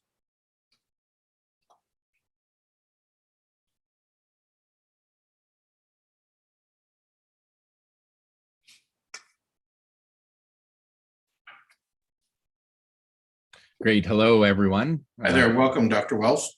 Pleasure to be with you today. And again, I echo the comments and the support to Mark and the other survivors who've been very brave and courageous in speaking out and sharing their lived experience with you today. I have some prepared remarks, and then I would be certainly happy to entertain any questions if there are any. First, thank you for the opportunity to speak with you. I'd like to address council in my role as an associate professor and the Canada Research Chair for the Public Understanding of Sexual and Gender Minority Youth at MacEwan University in Edmonton. I also currently serve as the editor-in-chief of the International Journal of LGBT Youth, which is published by Taylor and Francis and is the leading research publication in the world on LGBT youth. Over the past 2 years, I have had the honor to work with all levels of government on developing comprehensive conversion therapy bylaws, policies, and legislation, and have developed several supporting resources for policymakers. Our recent national report entitled Conversion Therapy in Canada, I understand is part of your agenda package.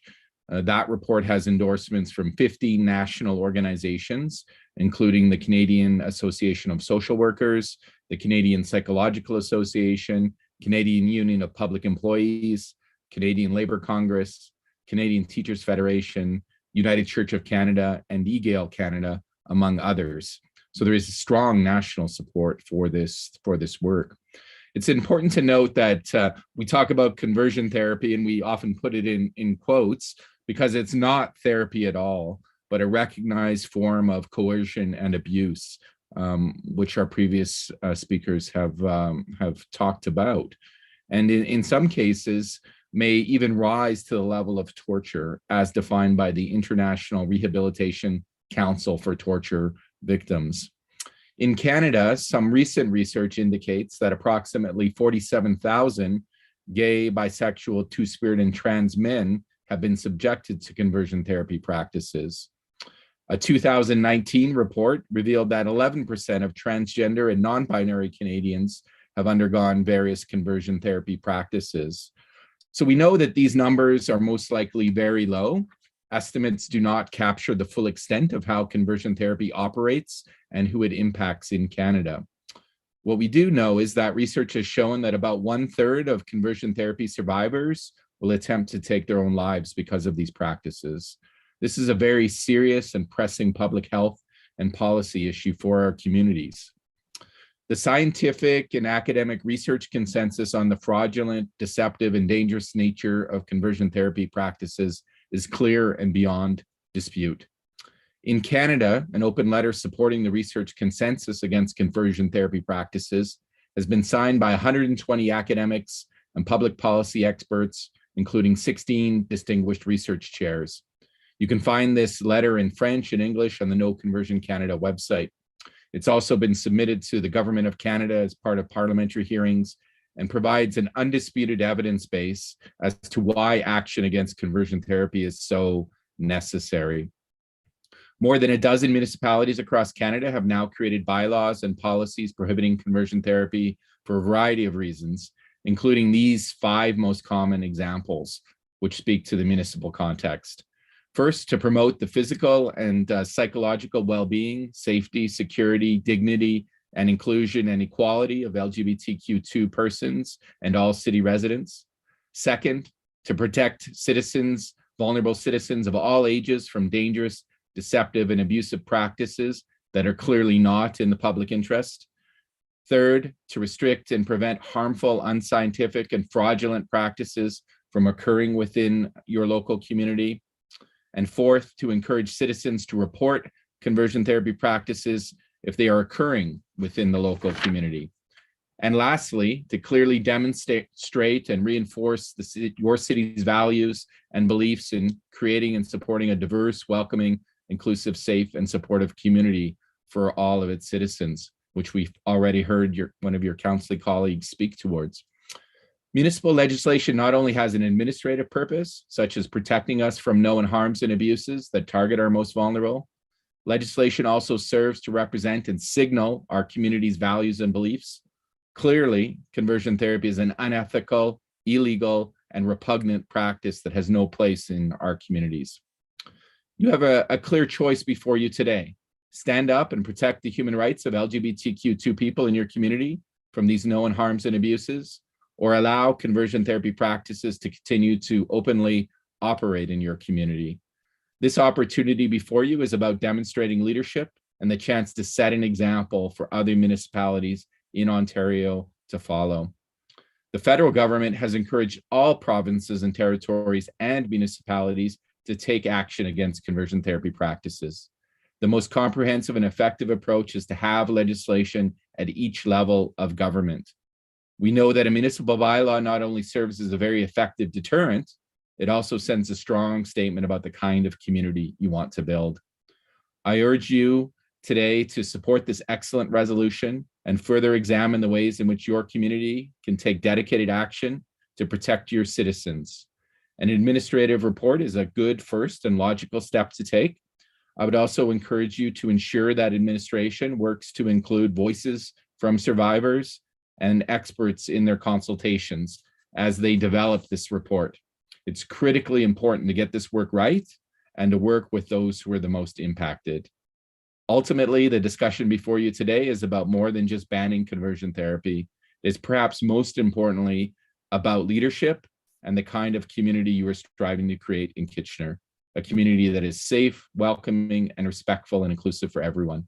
Thank you so much for the opportunity to speak with you today. Thanks very much, Dr. Wells. And I gave you a little extra time since those before you were a little less than theirs. And I know you're all working together on this issue. And thanks for having met with us previously on this and for your work nationally on this issue. Councillor Chapman. Yeah, thank you. Thank you for coming in. My question has to do with the bylaw versus a federal, criminal offense. Can you speak to that a bit? Yeah, absolutely. Great question. Thank you for that. And thank you for the extra minute. As a teacher, my students say I can sure talk a lot. So I do appreciate that. Important question and important distinction. The approach to criminalize conversion therapy is not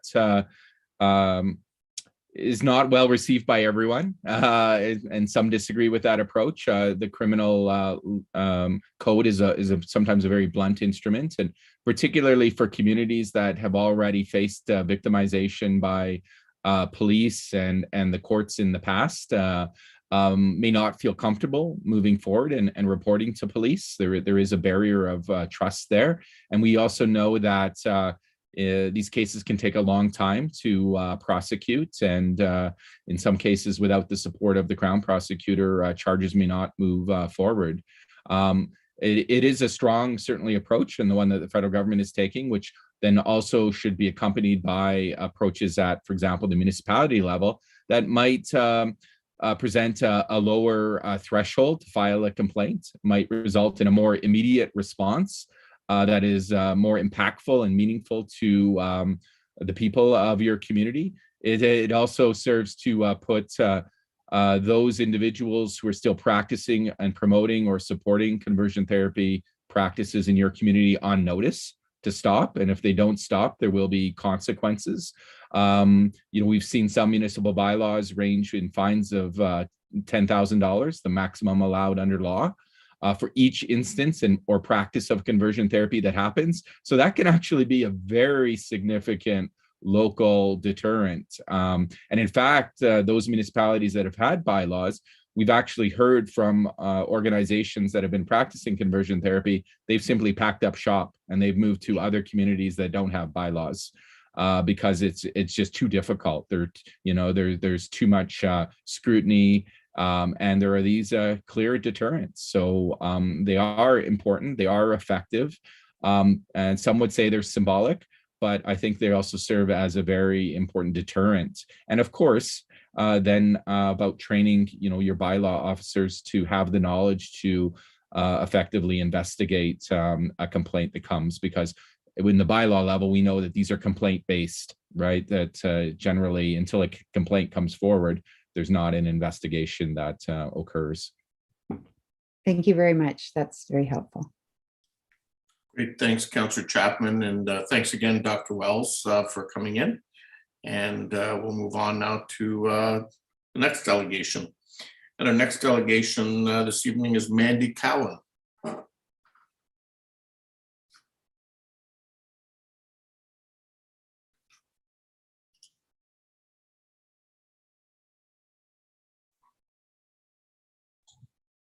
Hi there. Welcome, Can you hear Mandy. me okay? Yes, thank you for joining us. Please go ahead. Thanks, Mayor. I'm going to go ahead and read a statement as well, just to make the best use of my time and hope that my voice holds out. I'm grateful for the chance to speak to you today in support of clear legislative protections in Kitchener against conversion practices. I'm a resident of Ward 9 in Kitchener, a queer, non-binary social worker and counselor, and currently an entrepreneur running a private practice in Kitchener, serving predominantly 2S LGBTQ+ clients. I'm also a community member who accesses mental health services in the city as well. In my career, I've had the honor of specializing in working with this community, my community, and my professional development has focused on LGBTQ+ affirming therapy and remaining up to date with evidence-based clinical approaches of doing so, and in fact, even training other clinicians as well. I've also worked in this region and in this city for the entirety of my professional career so far. And in some ways, my career and the opportunities it has presented for me to do this learning and unlearning along the way have been representative of some of the changes that have happened in our mental health system to offer more equitable, affirming services to my community. And as you can imagine, conversion practices are the absolute antithesis of this. In Canada, the histories of our political and mental health systems have been oppressive and violent to the 2S LGBTQ+ communities. For example, homosexuality was decriminalized in Canada in 1969, and despite this legislative change, community members continued to face raids and arrests for decades to follow. Not until 1996 was Bill C-33 passed, adding sexual orientation to Canadian Human Rights Act. Not until 2017 did the same happen for gender expression and identity following Bill C-16. For the mental health system, the pattern is the same. Only following growing protests and advocacy from within the queer community did the American Psychological Association vote to remove homosexuality from the Diagnostic Statistical Manual of Mental Disorders in 1974, with a very slim majority, I might add. And yet the language of ego dystonic homosexuality continued to be listed. In 1980, gender identity disorder was listed in the DSM. In 2013, it was replaced with gender dysphoria. There is a long-standing history of human rights violations in our mental health systems, with community members being institutionalized, forced to undergo often harmful treatments, social isolation, being expected to cut ties with their own community in order to access care, and even to conform to social expectations in conflict with their authentic way of being as signs of clinical progress, often being labeled as disordered, having degenerative conditions, or even being of poor moral character by their providers. In addition, significant world events like the HIV/AIDS crisis and the bathhouse raids in Toronto and the failures of response by government and service providers have left lasting impacts on our communities. As human beings, we like to think that when we know better, we do better. However, the truth is that the changes that have occurred in Canada to reduce this discrimination and improve equitable access to services has often been through the sacrifice, labor, and advocacy of members of the 2S LGBTQ+ community, most notably trans feminine community members of color who are disproportionately targeted by this violence. And so often we are waiting for our governments to catch up. Today, I am privileged to stand with survivors who are telling you with bravery and clarity what they need and deserve. The impact of conversion practices in any guise is well documented. For example, we know from a publication by the American Psychiatric Association in 2013 that there is no foundation of evidence that supports the outcome of conversion practices, its efficacy or clinical relevance, but there is overwhelming evidence that relates to the harm of those practices. Conversion practices damage identity, safety, trust. It defies the dignity and self-determination of community members. Furthermore, the positive impact of affirming care and supports on social and mental health outcomes for community members is very well documented, and it is clearly held as current best practice across professions today. In recent years, countless organizations have made clear, definitive statements opposing conversion practices and supporting the need to ban such practices, such as the American and Canadian Psychiatric Associations, the Canadian Mental Health Association, the Ontario College of Social Workers, to which I belong. And yet these practices continue to operate in the shadows, in our own neighborhoods, under a range of different names and faces. And I can tell you from the work that I've done, the experience that I've had in my own community, these are not past practices, unfortunately. We need more than the discouragement of these practices. There are still gaps and loopholes that continue to exist. And the burden of ensuring access to affirming, respectful support and eliminating these harmful practices cannot fall to community members. We need explicit and definitive legislative support to ban these practices for people of all ages. We need the support of our cities and municipalities. There is no pathology to my queerness. And I need the support of my city that any practices that operate under the assumption that there is will not be allowed in my community. So I urge you to pass this motion. Thank you.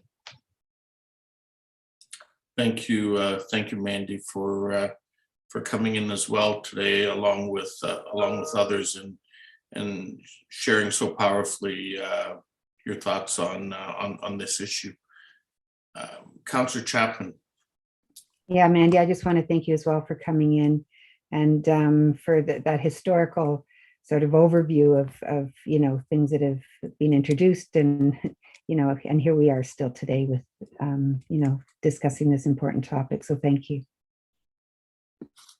Okay, thanks, Mandy, and we'll move on to the next delegation on this issue, and that's Melissa Kennedy.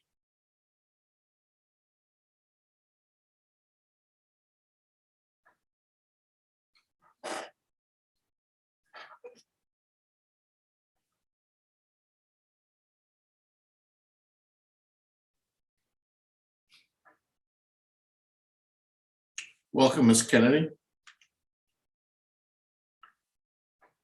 I think you're muted, although it says you're unmuted, but nope, not yet. Although there was a bit of a sound there for a second.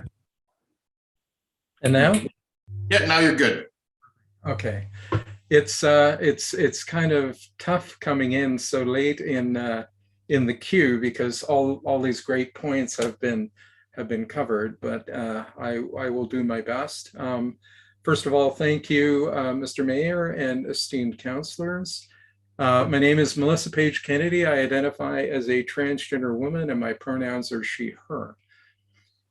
As a volunteer, I am a former member of the Spectrum Board of Directors, and I ran the transgender services for almost 6 years within providing service to the Waterloo Region 2S LGBTQ+ community. I was part of a team at Spectrum under the funding of the Canadian Women's Foundation, which researched, created, and released very recently, actually, a mental health and suicide prevention toolkit for the transgender community and gender diverse folks in Waterloo Region. The toolkit is relevant to mental health issues, including those affected by conversion therapy. I wish that these tools weren't required. I am here at the request of Mark Hartberg, who is part of this coalition fighting to end all practice of conversion therapy. And I underscore all because it's consenting or non-consenting, young and old, it just needs to end in Canada. He asked if I could provide a transgender lens on the issue and support efforts to end all conversion therapy through laws at all levels of government, including the city. I won't bother to read all the stuff I had let's suffice it to say that there's plenty of proof out there and lots of documentation, Canadian and US, on the fact that conversion therapy is just, it shouldn't be called a therapy and it shouldn't be done. Now, speaking to my own experiences, while I was not subjected to conversion therapy practices per se, I was subjected to parents who, when they discovered my gender variance, treated me in a way that made me feel like I was mentally ill. And I'm sure if I had persisted and not gone back into the shadows, that they would have sent me to such therapy. The impacts of that treatment have emotionally scarred me to this day. So, I mean, I can't imagine, what it must be like for people who go through, formalized therapy to divest them of their authentic identity. The treatment that they gave me made me feel angry, bitter, self-loathing, guilty, and damaged me for much of my life. It wasn't until I reached my 50s that I started looking for a cure to an illness that clearly didn't exist that I believed that I had. Eventually, I discovered that I wasn't ill, that being transgender is a real thing, that the feelings that I had spent so long trying to suppress were the real me trying to emerge. The repression of these feelings created a lack of self-worth and were instrumental in the ending of 6 long-term relationships. They all made me feel like a failure and led to moments of suicidal thoughts at earlier points in my life. It wasn't until I realized that I was not broken that I started to heal and transition to the happiest state of being that I have ever felt in my life. I relate this because this is an experience where I wasn't going through a process of formal someone trying to beat this out of me. It was just by virtue of, people saying I shouldn't exist as a transgender person. Now, as the program director for transgender support services at Spectrum, I met and facilitated meetings for hundreds of transgender and genderverse individuals. Unfortunately, I know through that experience that many were similarly treated badly by those closest to them, and in some instances had been subjected to conversion therapy practices. I could clearly see and hear their pain and the damage that they were trying so hard to undo by attending our support sessions and talking to others and trying to normalize their life and realize that being trans or gender diverse is actually a thing, not something to eradicate. The damage done by these maltreatments is very sad and very palpable, and we need to end these barbaric practices. And as has been mentioned before, I mean, at a city, I mean, we want to end it, period, everywhere. But at a city level, certainly bylaws can be put in place that, you know, impose, you know, fines, as was mentioned before, fines per incident, that prohibit and regulate activities to disallow all conversion therapy, whether consented to or not. And one of the things that was suggested in one of the articles that I was reading was that a city can cancel or not renew a business license due to failure to comply with terms or conditions of bylaw that are specifically designed to prevent this kind of barbaric practice.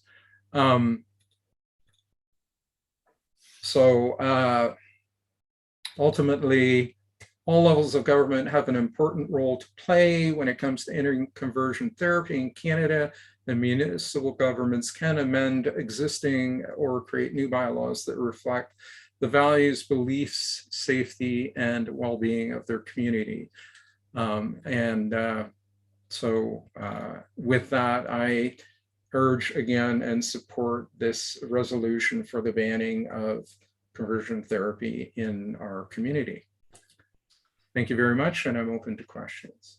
Wonderful. Thank you very much, Ms. Kennedy, for your comments and for your lived experience. I don't see any other, oh, I do see a hand. Councillor Chapman. Yeah, thank you. Yeah, thank you very much for coming in. My question is kind of based on a phone call I actually received following the release of this motion. And the person that called me said, well, you know, we have to ensure that people don't make bad choices and regret it later, or you know, there's a bit of a fad thing going on here, and people are wanting to change their identity and gender preferences. What would you say in response to that? Well, I mean, do people do things based on stuff that's going on in popular culture? Certainly. But in having met with hundreds, maybe hedging on to, you know, getting close to 1,000 individuals over 6 years within the community, and knowing from my own personal experience, this is not a fad, right? And so, first of all, you have to be open to the idea that this is a thing, and that there is the possibility that maybe this person knows more about themselves than anybody else, right? Like we know our own experience. And I mean, there is a lot of thinking and deliberation and self-reflection that goes on through this very, very challenging process that we go through.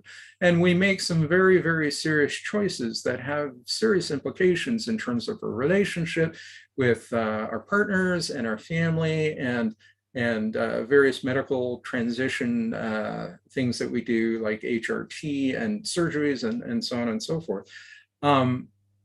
So I think the important thing is to engage openly in a discussion with the individual who is declaring that they believe that they are transgender, and provide them the love and support to help them walk through this journey and figure it out, right?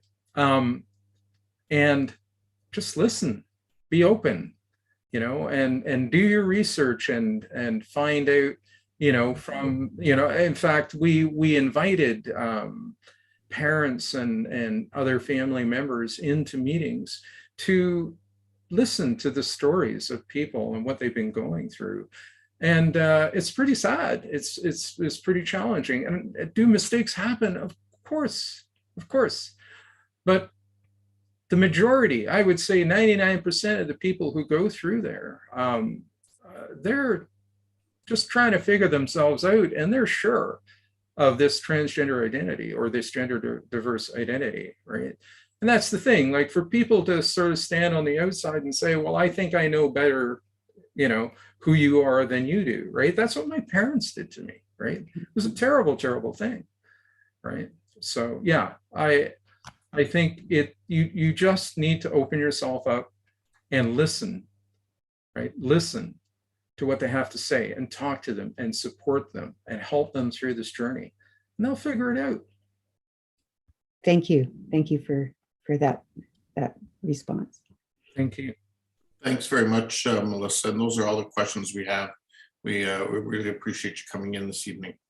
And I very much appreciate having the time. Thank you. Thank you. And our last delegation this evening is Dr. Frank Satmari. Am I pronouncing it correctly?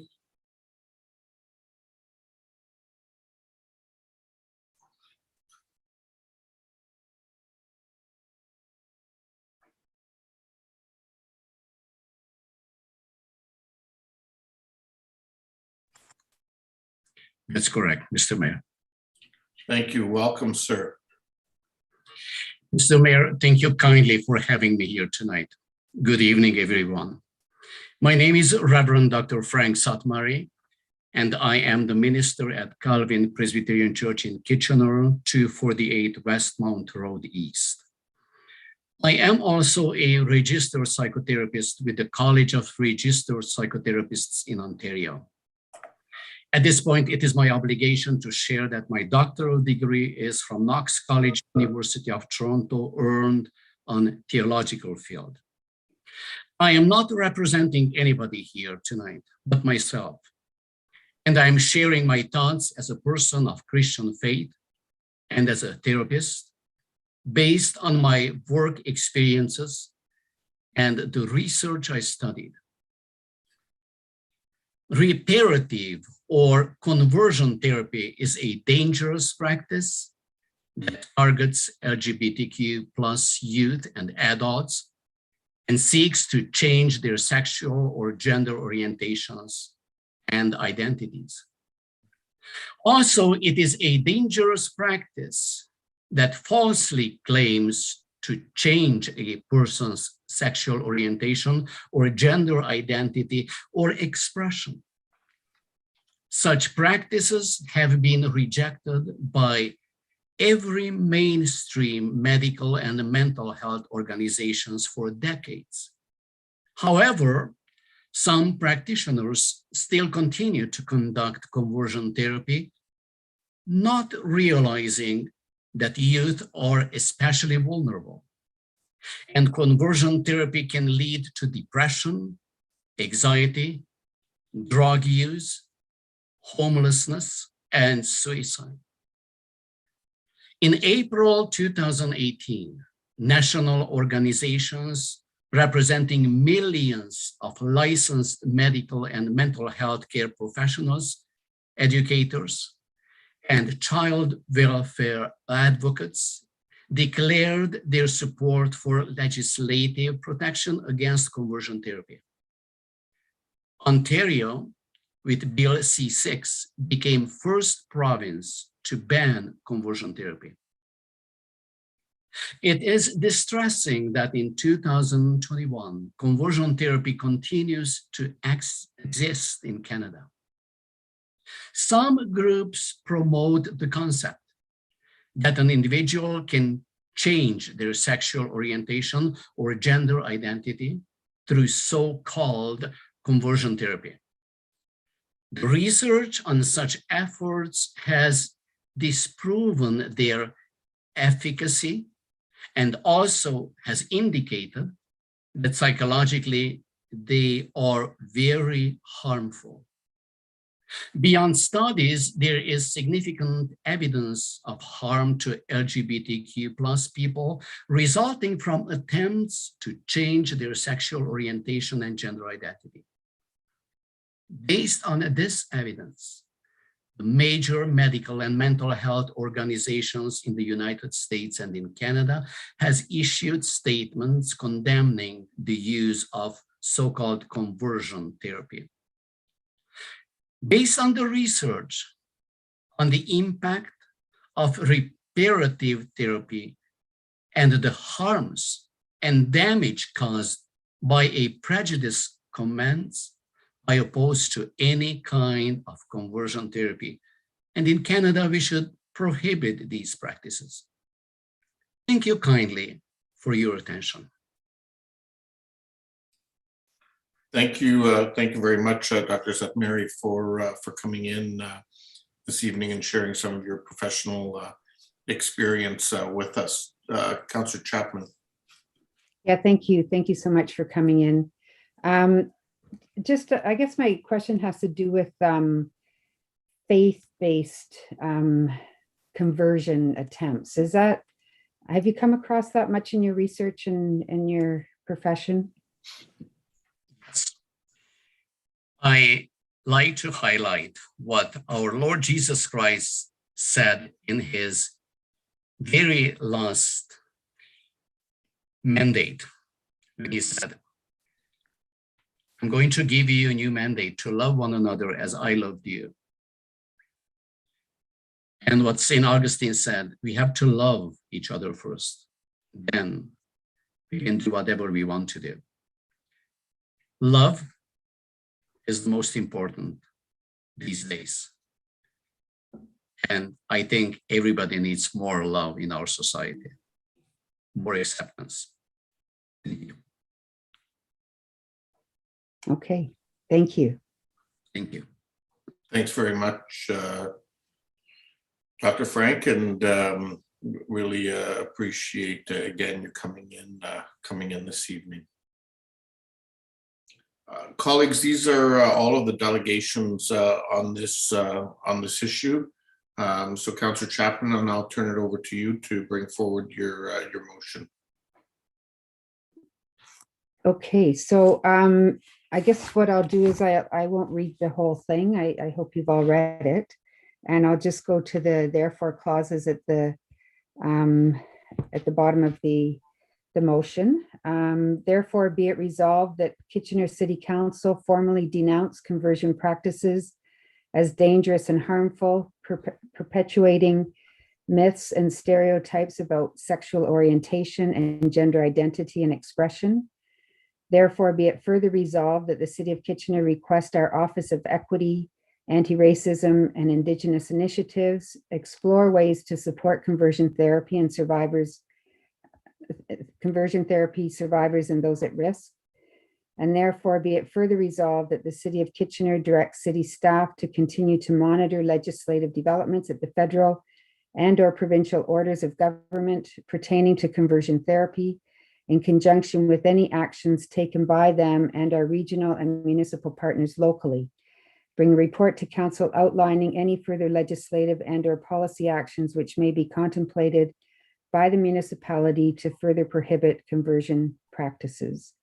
And then the last two clauses are just to share it with our federal and provincial counterparts.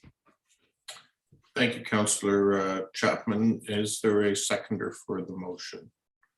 Councillor Singh, thank you. We'll move. Councillor Chapman, did you want to speak to it now, or did you want to be the last person to speak to it?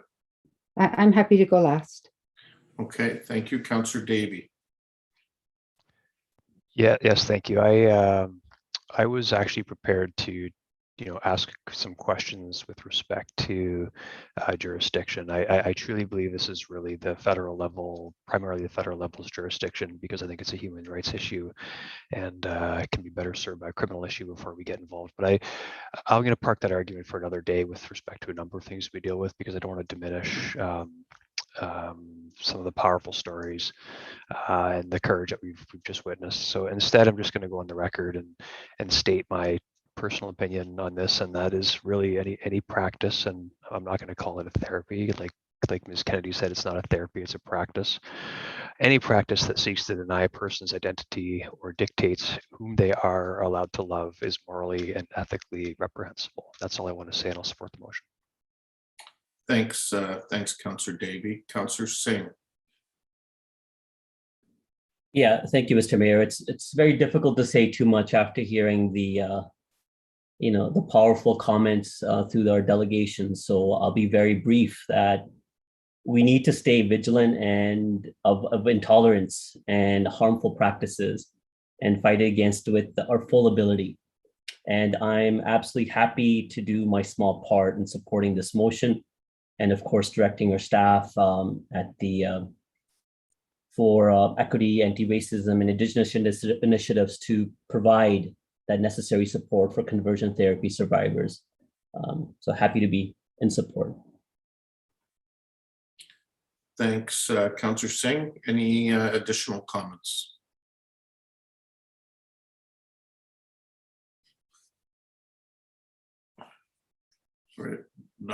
Sorry, Councillor Marsh. I also want to keep it really brief because we've heard from those who know this issue best, and they've spoken so eloquently and so articulately. It's really quite impressive, the amount of thought and hard work that has gone into this advocacy tonight. And so I just want to thank all the delegates for coming forward, and I really am hopeful that the federal government will come out stronger on this issue, and pleased to support it tonight here in the city of Kitchener. Thanks, Councillor Marsh. I don't see any other hands, so I'll make my comments before I go to Councillor Chapman. I too won't make many comments other than to say thank you to all delegations who came this evening and shared their very powerful lived experience with us, and had the courage to do so in the hopes that we will take up a position and move this forward. I personally find this to be an abhorrent practice, and those who speak to it in the name of religion, in my view, aren't really looking at or reflecting on the values that religion truly speaks to, any religion for that matter. And I am hopeful that we will pass this unanimously this evening to send a strong message as a council on this issue. Councillor Chapman for the closing words. Yeah, thank you. And I'd like to thank all the delegations for your informed presentations and passionate arguments to ban conversion therapy. I've learned a lot through you and through the process of drafting this motion. I also want to thank those who submitted letters of support for the motion, many which were mentioned earlier by Mayor Vrbanovic, but I also wanted to mention Kitchener Centre MP Mike Morris, who also submitted a letter of support. I really have nothing to add except for this very brief historical note that I hope will further convince you, my council colleagues, to support this motion and to move with me, to work with me and the community to work toward drafting a bylaw to ban conversion therapy locally. Some of you may be familiar with the 2014 movie, The Imitation Game, in which Benedict Cumberbatch plays Alan Turing, the Cambridge and Princeton mathematician, logician, and philosopher who broke the German Enigma code during World War II and just happened to invent the computer. The part of his story that I want to bring to your attention is that he was gay. He was gay at a time when it was illegal to be so. In 1952, he was convicted of gross indecency, that is, of being a homosexual. And at sentencing, he had a choice to either go to prison for 2 years or to submit to conversion therapy for a year.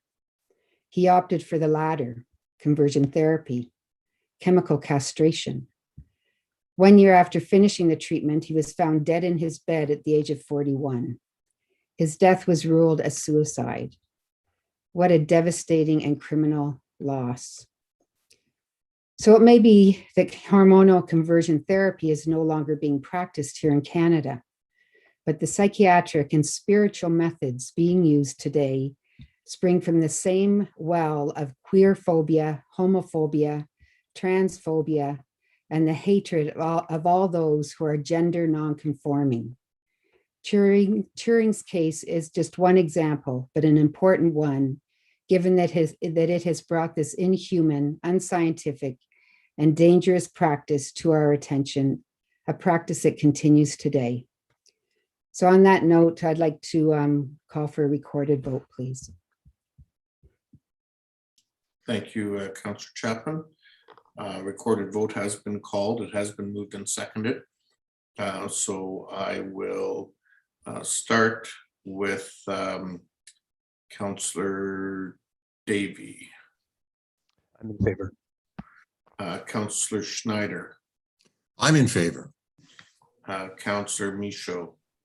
In favor. Councillor Galloway-Seelock. I am in favor. Councillor Singh. I'm in favor. Councillor Ioannidis. I'm in favor. Councillor Johnson. In favor. Councillor Chapman. In favor. Councillor Marsh. In favor. And I too am in favor, so that carries unanimously. Thank you again to all of the delegations who not only came forward tonight, but also spent time with a number of members of council. I know over the last number of months, raising awareness on this issue, and I think we all hope that the government will send a strong signal tomorrow in the throne speech that was consistent with their campaign commitments on this issue, which was to reintroduce the legislation within the first 100 days of their new mandate. So we'll certainly be paying attention to that, and we'll be following up on this motion. Okay, so those are all of our delegations, colleagues, for this evening. We'll now move on to the reports of the committees. And I'll begin with Finance and Corporate Services Committee and ask Councillor Davey to bring forward the recommendations from that committee. Thank you, Mr. Mayor. It's been moved by myself and seconded by Councillor Galloway-Seelock that the 4 items coming out of Finance and Corporate Services Committee be adopted. I would note that we need to have some discussion on items B with respect to additional information under the user fees, and as well item D, the 4th item under the election recommendations. For the latter, item D, assuming Councillor Galloway-Seelock is okay with that, but I would move staff's recommendation or preference as outlined in the report. Okay, thank you for that. So we'll deal with A and C first, and see if there's any questions or comments on A and C. Councillor Singh. Here, and my colleagues may recall I had raised an issue where a new fee that's being proposed for, I believe, follow-up work or information that's requested by mortgage company. Sorry, Councillor Singh, we're not dealing with the fees yet. We're dealing with A and C. Oh, I'm sorry. The public art sculpture and the Brownfield Incentive Program. My apologies. Now that I have the mic about the public art structure, I'll just quickly say, of course, those that enthusiastically visit McLennan Park will sad to see that structure go. It's played an important part in, providing a benefit to the park and its amenities. I continue to hope that staff will work diligently to find a alternative art commemoration for that park that's fitting McLennan Park. Thank you. Okay, thank you, Councillor Singh. Any additional comments? If not, we will go to vote on those two. Those in favor? Any opposed? That's carried. We'll now go to item number B, which has to do with the fees. And I'll come back to you now, Councillor Singh, on your issue, and then we also have to deal with cricket pitches and the patio agreements. So go ahead, Councillor Singh. Yeah, thank you very much. So I was referencing the new fee that's proposed for mortgage companies. I believe the staff recommendation is at $14. I had inquired staff for a little more detail as to see how we sit with our peer municipalities, and staff mentioned that that is in the middle of the range of 14, where some charge a little less and some others that charge as high as 17. My encouragement is for the City of Kitchener to set at a higher amount. It is does take work on our staff to provide that information, and I think it's within reason to charge the adequate amount, which probably entails well above even the $17. But I think that's at least a good starting point while we reassess and our staff look at our overall fee structure for this service, and hopefully provide a more adequate recommendation in future years. I don't know if staff have a comment regarding that, Mr. Mayor. Mr. Lautenbach? So through the mayor to Councillor Singh, so we circulated some information related to comparator municipalities. The upper range is $16 in terms of what we see in terms of that higher range. And so if council wanted to increase the fee from 14, my recommendation would be to go to the $16 mark, and that would add some additional revenue. But in terms of clarity related to the fee itself, it is charged on a mass billing basis based on the number of accounts that are included in each file.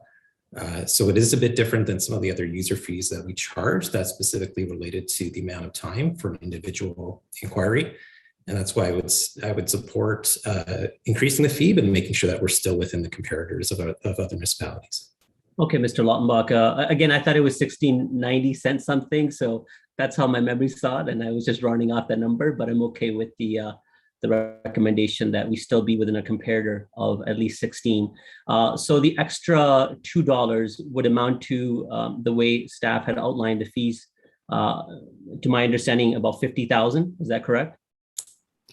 That'd be correct. $1 would be about 25,000, so 16 would raise to the 50,000 mark. So if the council were to support this direction through the budget process, we could direct further what that increased revenue can be associated to, or otherwise just the general levy. Correct? So we would outline that 50,000 was added to the budget process for final budget day, and council could decide how that additional capacity could be used. We wouldn't necessarily link it to the actual fee, but it would be additional revenue that's brought in terms of this year's budget. Okay, and Mr. Mayor, so that would be my amendment to encourage the committee to support $16. I think it still would be in line with our peer communities, and though on the higher end, I think it's justifiable. And I think it will open up some additional dollars, perhaps for council during budget to allocate towards other key initiatives. Just to throw one as an example of affordable housing, that's a continued growing need. And I think we need to find as many resources as we can possibly find, and this could play an important role. Thank you. Okay, thank you. Is there a seconder for Councillor Singh's amendment? Councillor Davey? Okay, thank you. Councillor Davey, on this issue? Yes. Yeah, I just wanted to, I like where Councillor Singh is going in this. Just wanted to clarify with staff. This isn't a fee that, at least presently, that mortgage companies basically pass on directly to clients, correct? So through the mayor, that's correct. So this is a fee that essentially is just charged to the mortgage company, and other municipalities have been charging this, and mortgage companies are paying it. And so it is a new fee we're adding. But we also know that it's not a new fee in terms of the industry, but our understanding is it's not passed on to the customers in terms of the banks that they deal with. Okay, great. Just if at your indulgence, Mr. Mayor, just really quickly wanted to say, again, thank Councillor Singh for flagging this, bringing it to our attention. Everyone knows I'm a fan of, generating revenue any way we can outside of taxation. I think this is a very appropriate way to do it. Okay, thank you. Councillor Galloway-Seelock, on this issue? On user fees, yes. But not on this particular one? No, not on this particular one. Okay, I'll come back to you then, Councillor Chapman, on this issue. Yeah, I'm just wondering, can these fees or any revenue that comes out of fees of this sort be used for affordable housing? Is this a thing? Mr. Lautenbach? So through the mayors, the increase to the fee would generate additional revenue for the city. So it's not that the fee itself is earmarked to provide funding for affordable housing. That's something that council could decide on final budget day. What it does do is it provides $50,000 more in terms of what's available for this year's budget. So the fee is not linked to any request of council in terms of how to use that additional revenue, but it would be more revenue coming in as a result of increasing the fee. Thank you. Okay, thank you. So I will deal with this amendment first. Those in favor? Any opposed? That is carried. Thank you. Councillor Galloway-Seelock, back over to you. Yeah, not a question, just a comment and thanking staff for the additional work done on the cricket and artificial turf fees. I think they look much better and much more affordable for people to be able to use the cricket pitches. So I appreciate the work that's been done on that. Okay, thank you. So do you want to move those as they've been suggested, Councillor Galloway-Seelock? Yes, I would. Thank you. Okay, thank you. Is there a seconder for that? Councillor Ioannidis, thank you. All those in favor? Any opposed? That is carried. And on the patio encroachment agreement fees, there's no change to the user fee schedule recommended. So barring a motion, I will deal with those in conjunction with the rest of the user fees. Not seeing any hands on that. The rest of the user fees have been moved and seconded by Councillor Davey and Councillor Galloway-Seelock. So those in favor? Any opposed? That is carried. And now we'll go on to item D, which is the municipal school board election, the alternate voting methods. Councillor Davey, you've moved staff's recommendation to be clear, because it's not really shown as a recommendation as much as it is staff preference. What is indicated is that we proceed with a variety of other options, but not the male option unless council directs otherwise. Is that what you're moving? That's correct. Thank you. So that has been moved and seconded. Councillor Marsh. Okay, so just to be clear, has it been moved then that we do the option for electronic voting? No, the electronic voting was voted down by council last time. This was Thanks just for reminding me. Yep. Okay, so yeah, I want to thank staff for doing the extra work, Mr. Boomer, to get this report to us in a quick manner. I want to understand, can we have we the resources to put towards additional dates for and additional resources to make sure it's well resourced to have the advanced polling in more locations. It was mentioned in the report that we could do that. Do we need a motion of council in order to direct staff to actually implement that? Mr. Boomer. Oh, Ms. Tarling. I can take that question. Thank you. Through you, Mr. Mayor. No, Councillor Marsh, a motion from council is not required. We already have the budget in place, so it's just a question of how we deploy that budget to be able to allocate resources accordingly. So many of us in the community, because it's such a recent experience, waited in line for a long time at the federal election advanced polls. So are you confident that you'll have the number of polling stations and resources in place that we won't have such long lineups that can deter people from staying? So I cannot make a commitment to that, Councillor Marsh, in all fairness, but what I can say is that by expanding the advanced polls, the dates and looking at locations that worked well and didn't work well, that we will help to ameliorate those kinds of issues. Also trying to get more information out to our electors so that they understand sort of when the peak periods are. So trying to help them understand when best to go. And we also are currently looking at all of our voting subdivisions and trying to find other creative solutions towards bringing the vote to people, but also looking at the locations again for election day that didn't work out terribly well. So these are all things that staff are in the midst of looking at to try and lessen the wait times that people might experience. I don't know if Mr. Boomer has something to add.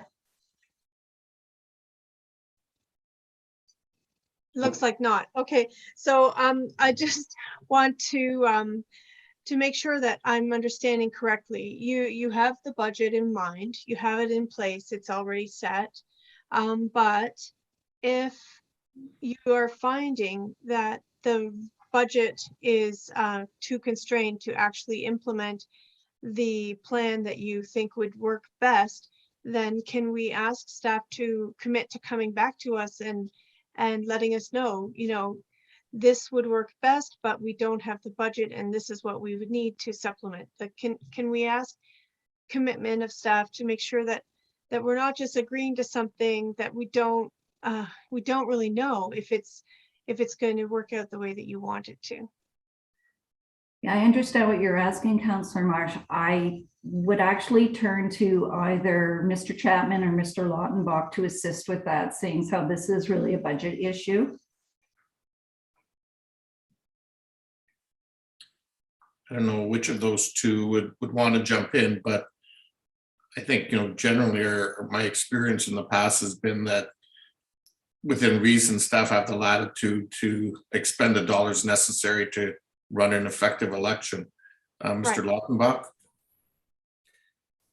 So through the mayor, we would look to essentially, if there's any overage in costs, look to reserves to try to assist with whatever costs are needed as part of the election. So it's be proposed that the tax stabilization reserve would fund any overage if the election reserve didn't have enough as part of the budget, part of the election process. So I do believe we would have that flexibility if that's council's intention. Thank you. Thanks. And Councillor Marsh, I think it was appropriate to thank staff for the report that they've brought forward. And I think, while there was a request to look at the mail-in ballots, I think staff wisely picked up on a number of the other issues that that a number of councillors raised, and focusing energies and financial and time resources on those other issues. So I'm certainly pleased to see that and support the motion that Councillor Davey has brought forward on that. Councillor Johnson on this issue. Yes, thank you. And it's a comment, and I just wanted to say that I think I'm really glad that this issue came forward. I think it's a really important discussion for us to have. I think that we all recognize that voter turnout in municipal campaigns is the worst voter turnout, and that we do need to continue to look at ways to improve that. Whether I know that all of us are very active in ensuring that people are educated and learn about issues and get out and vote, but I think that there's a lot of work here to be done. I'm hoping that this is something that we continue to direct our staff towards. In looking at new ways or more ways to engage and get more people out voting. So I did not support it 2 weeks ago. I will support it. I will support it tonight, but with us keeping in mind that I think it's incumbent on all of us to ensure that we're working our hardest to get more people involved and more people out and voting. Thank you. Thank you, Councillor Johnson. So it has been moved and seconded. I'll take a vote on that. All those in favor? Opposed, that's carried. And so I think, Councillor Davey, unless you correct me otherwise, I think that looks after your committee. Thank you. We'll move on then to Community Infrastructure Services and Councillor Ioannidis. Thank you, Mayor Verbanovic. It's been moved by myself and seconded by Councillor Schneider that items 7.2, 7.2A, 7.2B, 7.2C be approved. Okay, thank you. Any discussion? All those in favor? Opposed? And that is carried. Thank you, Councillor Ioannidis. We'll then move on now to Planning and Strategic Initiatives Committee. Councillor Singh. Thank you, Mayor Verbanovic. All the items originating from the Planning and Strategic Initiatives Committee from November the 8th, moved by myself and seconded by Councillor Marsh. Thank you. Any discussion on any of these items? If not, all those in favor? Opposed? That is carried. Thank you, colleagues. We'll move on to unfinished business. New business. Just on the regional council update, just really one main item that I know is of interest to people, and that's with respect to the children's vaccine. I think everyone's aware that Pfizer has approved the children's vaccine, sorry, that the Canadian government has approved the Pfizer vaccine in Canada, and the first shipment of the children's dose of the Pfizer vaccine did arrive at Human Royal Airport in Hamilton yesterday evening. Both the province and the region announced that starting tomorrow, we'll be accepting people registering their children for vaccinations, and they will be able to start registering as early as Friday for those new vaccines. The region's vaccine task force did make a decision that in the first couple of weeks, they are going to be focusing primarily or exclusively on children and getting as many of them vaccinated as possible, which means doing a pause for a period of a couple of weeks on those 70 and over who are eligible for booster shots. I know there's been some questions around that issue, but you know, based on those who sit in that role, in those roles on that committee, it was determined that that would be the most effective way of getting as many people with at least their first dose as quickly as possible, and focusing on that initially. So that is the step that has been taken in that regard. Questions on that, Councillor Singh? So not on this specifically, just a general question for for new information or new business. Any information that this council can get going forward regarding the Charles Street terminal, the public input process that's underway right now, and just want to note that it'll be important. Hopefully, it will be important to get Kitchener Council feedback on that as well, as we represent a wide array of the city. And the other is Mayor Verbanovic, and perhaps this is something that can be brought later on, but updating council on the new development with the terminal in the Innovation District, corner of King and Victoria, how that's developing and the time horizons on that as well. It'd be great to have new information on that also. Thank you. Sure. So just a very brief update on both. So council will recall from a previous update that came to council on the lands for the old terminal. As you recall, I think we're still the owner of about 12% of that property. The region is the owner of the the balance. We have engaged through Engage on a shared public engagement process that the region launched just in the last week, and that is planned to move forward over the next number of months. I'm sure that at some point staff will be bringing something back to us on that regard. I don't know if staff want to comment on that now or they may, Mr. Reedman's there, so I guess he will. But before he does, on your other question, both Councillor Marsh and myself sit on the working group for that at the region. We can certainly look to bring a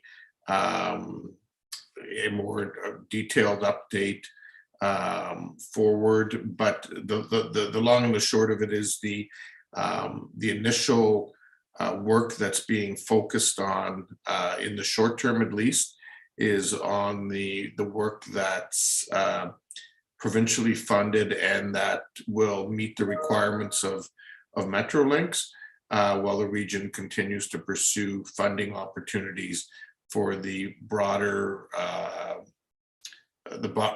project that is necessary for that central transit facility. I don't know, Councillor Marsh, if you want to add anything on that before I turn to Mr. Reedman on the first issue.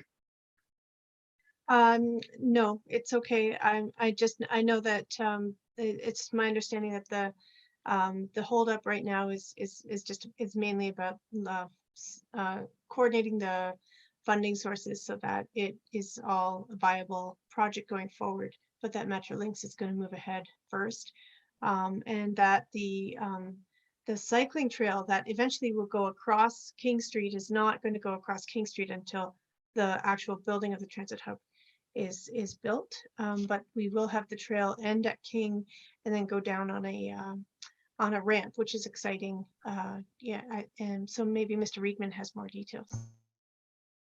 Okay, so Mr. Reedman, on both of those fronts, if you want to just add anything. Thank you.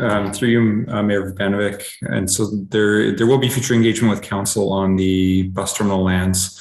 There was a report that was brought a few cycles ago that talked about those guiding principles that are referenced in the Engage Kitchener platform for the bus terminal lands. And so we'll be re-engaging with council at a later date as we engage on this overall process for the redevelopment of the old bus terminal. And then on the transit terminal land, so we are working with the region, and I believe construction has started on part of the trail connection, and it will likely go into New Year and bring that ramp down into the King and Victoria area and then connect to the Amherst Trail. And then in that future phase, when the building is built, the plan is to extend the trail across over King Street and then ideally over to the Duke Street connection with the downtown grid and the pedestrian and active transportation connection under the rail corridor. Okay, thanks, Mr. Reedman. Councillor Davey, you're next. Yeah, thank you. Coincidentally, I was actually going to ask about the old bus terminal as well, and I just was hoping for some clarification then whether it's such a key parcel within the city of Kitchener. Like literally, I kind of think of it as, the heart with Victoria Park adjacent. I think it's critical to make the right decisions here, even though it's, I respect the region's autonomy. So my question is this going to be engagement with individual members of council, which is not my preference. My preference would be that we actually put a little bit of strategic thinking together and try and find some consensus and pass a formal resolution onto the region for our preference. Mr. Reedman? Through the mayor, the intent was not individual engagement. My understanding in the project plan is that it was going to be the full sum of council for feedback, and then that information would get shared back into the project planning. Excellent. I'm sure we have 11 different visions in this council, but I'm hoping that we can all come together and find some common ground for what we want. We all want to see and what the region wants to see as well. Thanks. Thanks, Councillor Davey. Councillor Marsh. Thank you. It's a question for you regarding the regional council, but not on the subjects we've just talked about. Okay, go ahead. Yeah, so the community was all shocked to learn that the House of Friendship halted their shelter services temporarily, and I just wanted to ask that when it's available, when a regional council is has final plans, that that you share with all of us about the plan for emergency shelter, not only for overnight, but for during the day. And because we all know that the shelter in place during COVID, the model that has been developed has been really quite instrumental in stabilizing a lot of people's lives. And I'm just wondering if you could, at the time that you're able to speak to it, if you could come back to us about the update on how that's going to work for this winter. Sure, and I think what Councillor Marsh, what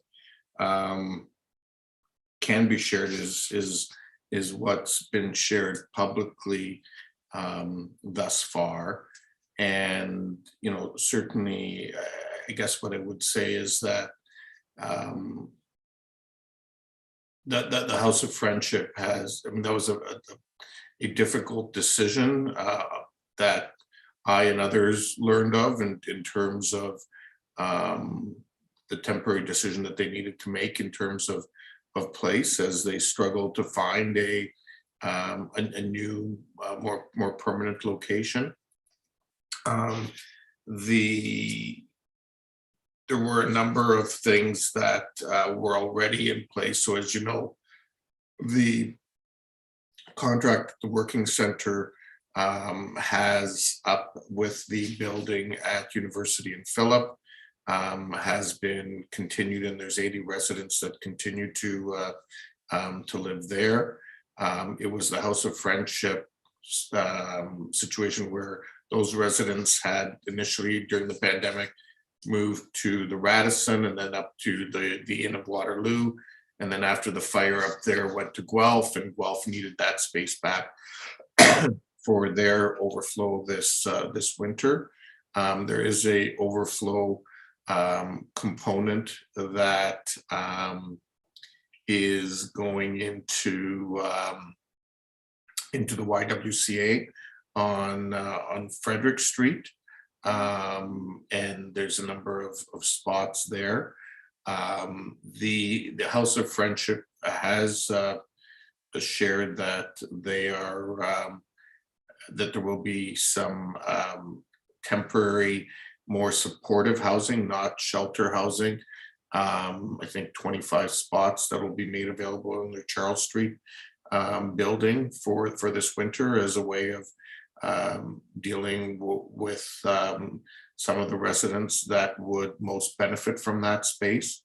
And my understanding is that regional staff is continuing to work with a number of other community partners who deliver these services to finalize alternatives to support residents as is needed.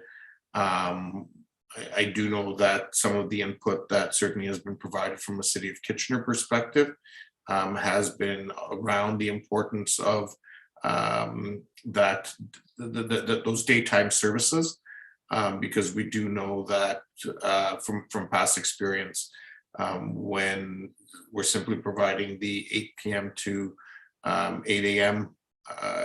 Shelter service, it's not serving those residents the best, and it does have impacts on the community. Part of the challenges with that is all of this work, I do know is costing more than has previously been budgeted for or available for shelter services in the region, and that's certainly presenting some challenges that regional council is going to have to grapple with as they finalize budget in the coming weeks. So that's the update I can at least share with you today. Yeah, sorry, I put you on the hot seat there, and Oh, that's okay. you handled it beautifully, and I really appreciate it. And I don't know, you know, what you would need to, like, from our council, if it would be helpful to have a motion or what, but to really just advocate hard for that budget to include that kind of you know, daytime supports and spaces. Oh, absolutely, and I think it is something that we'll have to you know, continue to keep at the forefront. I know both you and Councillor Chapman, as the downtown councillor, certainly have been providing input into the process, and will continue to, and I will continue to at the region. Thank you. Thanks, Councillor Marsh. Any other? No. If not, we'll move on to our first motion. Councillor Johnson, fire safety measures. Yes, thank you, Mayor Verbanovic and fellow councillors. Earlier this spring, there was a devastating fire in a low-rise multi-unit dwelling in Ward 8. And while debriefing with our fire chief, Bob Gilmore, we spoke of the work that our Kitchener firefighters had been doing in the neighborhood following the fire, reviewing safe exit procedures during fires, as well as general fire safety procedures with residents of neighboring apartment buildings. I was very grateful that our firefighters had gone back repeatedly to the neighborhood to work on public education. Chief Gilmore and I spoke about what else could be done to prevent fires and injuries similar to this one happening again. Chief Gilmore had mentioned that since 1983, the provincial government had begun to amend the Ontario Fire Code to include retrofit provisions for existing buildings built before 1975 to include self-closing devices on suite doors and positive latching systems on exit stairwell doors. These systems have prevented significant serious injuries, deaths, long-term dislodgement of residents, and significant unnecessary insurance loss due to building deficiencies in buildings built after 1981. 2021 marks 29 years since the 1992 Ontario Fire Code retrofit provisions for the purpose of maintaining a minimum level of life safely to buildings classed as low-rise residential. This particular building was built before 1981. By bringing forward this motion, we can reiterate to the provincial government the importance of retrofitting older buildings with this life-saving equipment. And I'll go through and read the therefore statements. Okay. Therefore, be it resolved that the City of Kitchener urges the Government of Ontario to, as expeditiously as possible, amend the Ontario Fire Code sentence 9.5.2.8 to require self-closing devices on all suite closures doors within low-rise residential buildings, and therefore be it further resolved that the City of Kitchener urges the Government of Ontario to, as expeditiously as possible, amend the Ontario Fire Code sentence 9.5.3.3 to require that closures, doors, entering exit stairwells be equipped with both self-closing devices and positive latching, and therefore it finally be resolved that a copy of this resolution be forwarded to the Honorable Premier of Ontario, the Minister of Municipal Affairs and Housing, the Association of Municipalities of Ontario, and all other Ontario municipalities. Thanks. And sorry, I was just going to ask Councillor Johnson, do you have a seconder for that motion? I do. Okay, and who is it then? Councillor Michaud. Okay, thank you. Great. Did you want to speak to it at all any further, or? Well, actually, what I would like to do is, as I said before, both Fire Chief Gilmore and Mr. Hodge, Jim Hodge, have been instrumental in putting this together. And we see this as something that we can be doing. I mean, it's devastating whenever a fire happens, displacement of people happen, injuries happen, et cetera. And if we can help to move this legislation forward so that by the simple act of having those self-closing closures on doors, just like you would have in a hotel room, can help prevent injury to people. We think that it's really important that this move forward. And I'm wondering if either Chief Gilmore or Mr. Hodge would like to say something as well. Okay, Chief Gilmore or Deputy Hodge, if you want to say anything.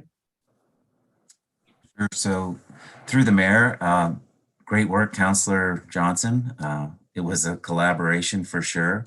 And I would just add that in my experience in 30 years fighting fires in those types of residents, so the 6 stories and below type residents, I've seen a number of times where the damage is minimal, the hardship to all the other tenants is minimal when the door is closed.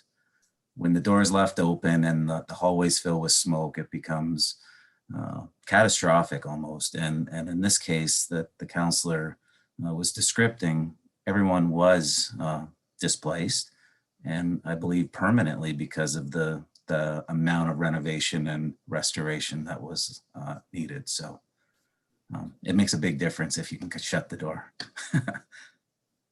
Great, thanks, thanks, Chief Gilmore. Okay, so the motion has been moved and seconded. I don't see anybody else in the queue to speak to it. So those in favor? Opposed? That is carried unanimously. Thank you. 9.3 was the conversion therapy motion, which we've already dealt with from earlier in the evening. So we'll move on to 9.4. Councillor Singh, in your motion on site plan approval for section 41 development agreements, parking management.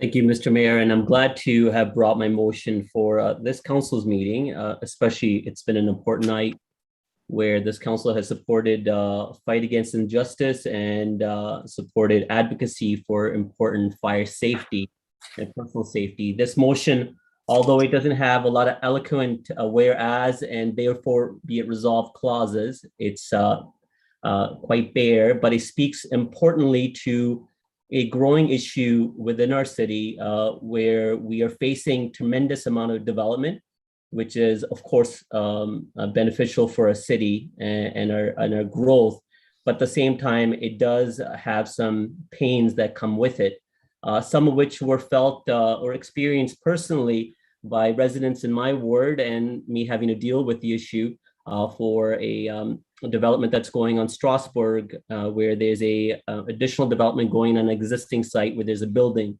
and parking was displaced for the tenants upwards to 100 parking spots. The current planning process or site plan process, it doesn't adequately enforce or require a suitable site location as part of the initial development process. And that's almost done at a later part, but pain is already being felt. That's one example of it. The other is, as we see tremendous amount of development, as I already aforementioned, with that, there's a lot of support staff that are there on site. And we're talking about, tens of 20s of 30s, many vehicles that come along with supporting that site, that places increased pressure on built up or existing neighborhoods. So as part of the development process, our staff need to have the tools to be able to require the developer or the builder to outline adequate parking arrangements for their staff as well. This is what this motion does.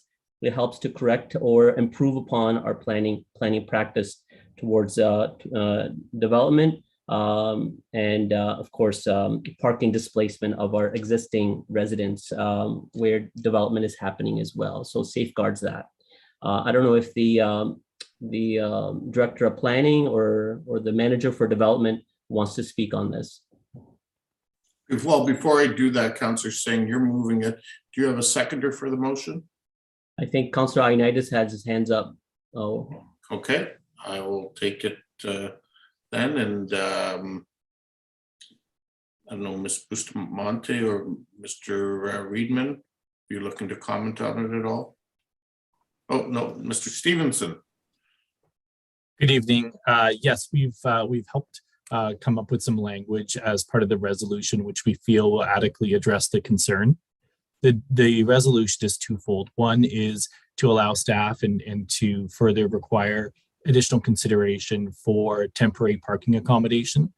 The situation that Councillor Singh is discussing is a result of a temporary relocation of parking. So the resolution gives staff further guidance in that scenario where on-site parking needs to be provided temporarily off-site. And the second part of the motion speaks to during construction parking management plans. So working with contractors and working with developers during construction phasing plans in order to accommodate parking during construction. Great, thanks, thanks, Mr. Stevenson. We have a number of hands up on this one. Councillor Marsh, you're first. Thanks, Councillor Singh, for bringing this forward. I fully support it. And thank you, Mr. Stevenson. You answered my question, which was just to confirm that the spirit of this motion includes a better, stronger teeth that can require us to have construction sites to have a plan for the actual construction workers themselves and the contractors to have off-site parking or on-site parking, whatever, to have parking so that they're not negatively impacting the surrounding neighborhoods. Is that so? I'm just confirming once again, just to make sure that's what I heard you say. Is that correct?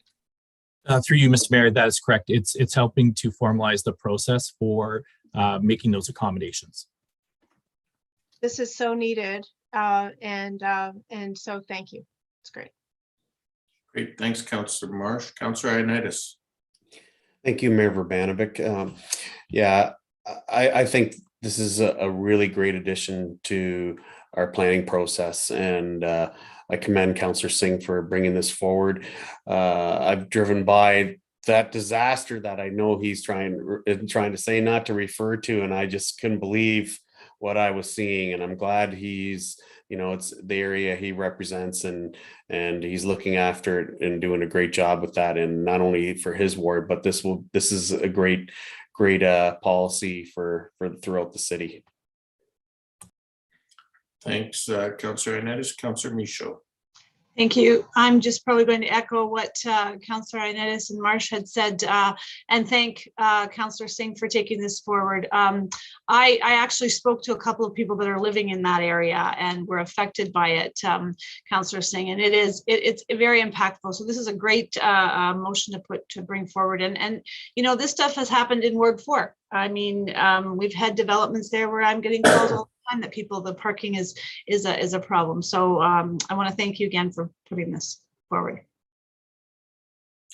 Great. That appears to be all of the questions or comments. I too will be supporting this. I know over the years we've seen this be an issue, as has been pointed out, not only in the downtown areas, but also in the more suburban wards with some of the development projects that have happened in those areas. So I think this will be a welcome addition, and quite frankly, not something that's overly onerous on developers, other than taking a little time to proactively think about this ahead of the construction.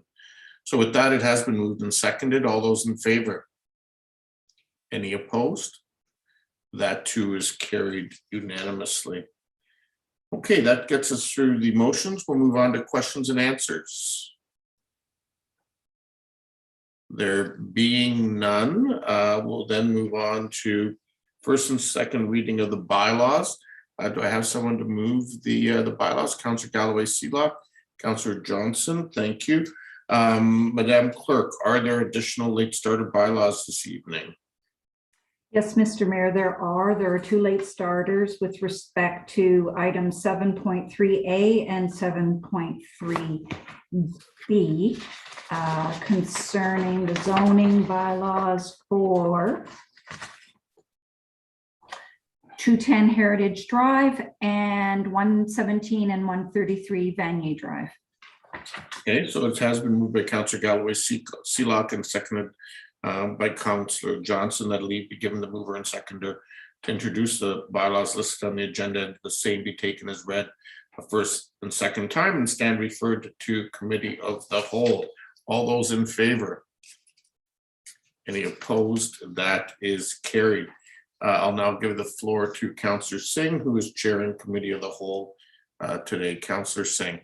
Thank you, Mr. Mayor. It's been moved by myself that that council resolve itself into the committee of the whole. All those in favor? Opposed? And that carries.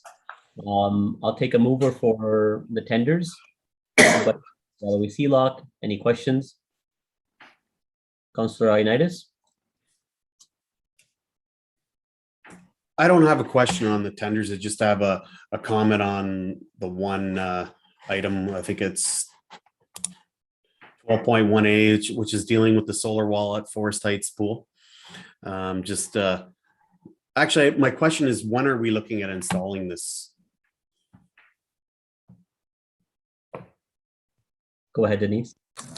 Yes. So through the chair, should council approve the tender award, this would be scheduled with the contractor, so it would likely be in winter 2022.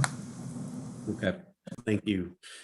Yeah, this is quite exciting project to finally see that it's coming from our last budget and you know, the impact that it will have and on the community, and hopefully within the year we'll have some really good data on how successful this program is, so that we can implement this type of system throughout many other assets in our portfolio. Thank you, Councillor Ioannidis. Councillor Marsh? Yeah, I agree. That's looks like a really cool installation. We'll see what it looks like and how it works when it's in place, and hopefully it works great. Given the absence of our esteemed colleague, I just want to ask the budget question about the fact that even though supply chain issues and it's been 2 years since this was budgeted for, I'm just wondering, why did we not have a contingency plan initially in this budget? And yeah, can you speak to this incredibly, well, it's double the cost. So through the chair, the costs are really as a result of the scope of work required to install the solar wall. So originally when the estimate was performed, it was on the product itself, but through additional analysis and looking specifically at the installation at Forest Heights with our facilities management team, we discovered that more mechanical work is involved for roof penetrations and more extensive work to integrate within the existing HVAC system. So, you know, the cost estimate, yes, there was a period of time in terms of the approval to the estimate coming in, but the larger expenses were primarily related to building envelope changes. Oh, okay. Well, that's interesting. It doesn't, the way I read the report, that was not reflected in there. But that's good to know. And so going forward, I guess as we learn about these new technologies, we learn how to scope out the work, and that's fair. We all are learning, but so yeah, I just wanted to ask about the budget, and according to the report, we have the funds to be able to pay for the deficit. Is that correct? That's correct. It is being funded through, I see Justin has just popped up. I'll let Justin speak to this. Thanks, and through the chair. And so we did defer the destratification fans at the pool because of COVID. And so we're reallocating that funding towards this project. And so that freed up some budget, and that's due to COVID being an airborne virus. That's, we're deferring that until COVID's sort of in the rearview mirror, and then we'll revisit that as a potential future project in a few years' time. Okay, great. Thank you. So I had a quick question of my own to staff. Would the solar wall system, my assumption is, would have some energy savings as well? So through the chair, that is correct. There is a return on investment and payback. And so over the 40-year life of the anticipated life of the solar wall, it will pay for itself 2.5 times over in energy savings. Yeah, I just wanted to bring that point. Although there's a cost as soon as the payback period starts quicker. So that's fantastic. So with that, I'll take the vote. All those in favor? Opposed? And the tender item carries. We'll move on to administrative reports for item 12.2 for midterm citizen appointments for advisory committees and boards. I'll take a mover. Moved by Councillor Ioannidis again. Any questions? Councillor Marsh?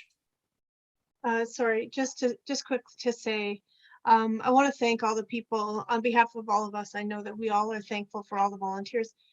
Not all of the people who applied were able to be appointed this time, but I would encourage all of those who didn't make it this time to reapply for next year when we will have more spots. And we really appreciate the efforts and the time that you put into applying.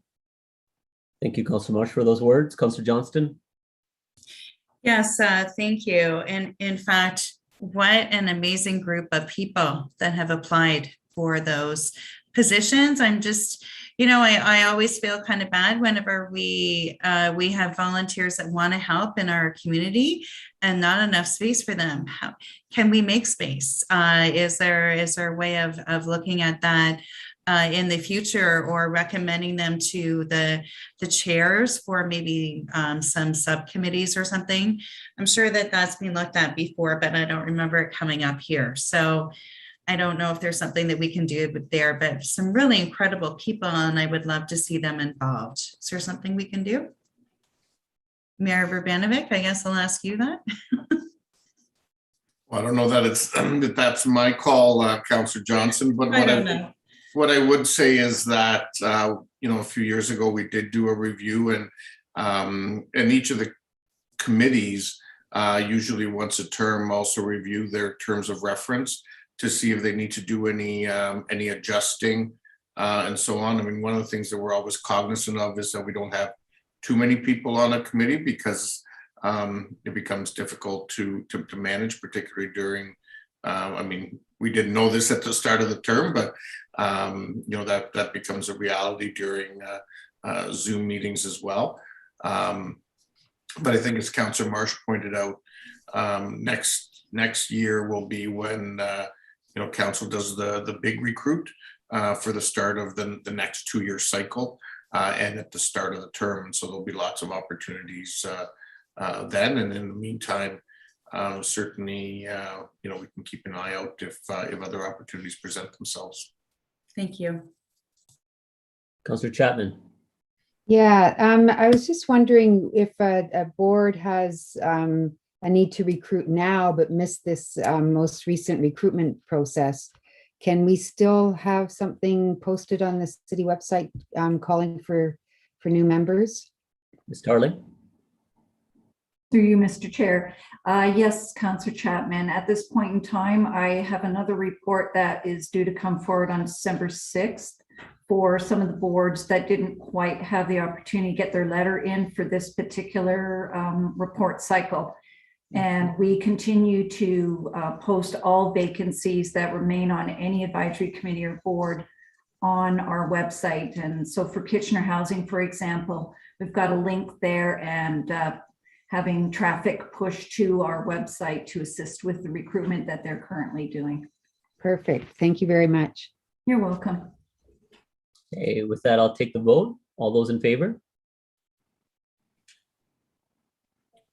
Any opposed? And that item carries as well. Next is item 12.2B, which is 2022 Council and Standing Committee schedule. Any questions?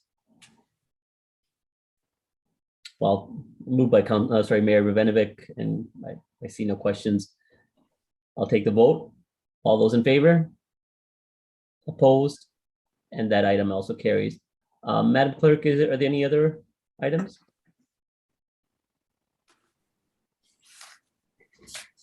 Yes, Mr. Chair. We actually have 2 late starter items flowing out from caucus today. Sarah will put those up on the screen.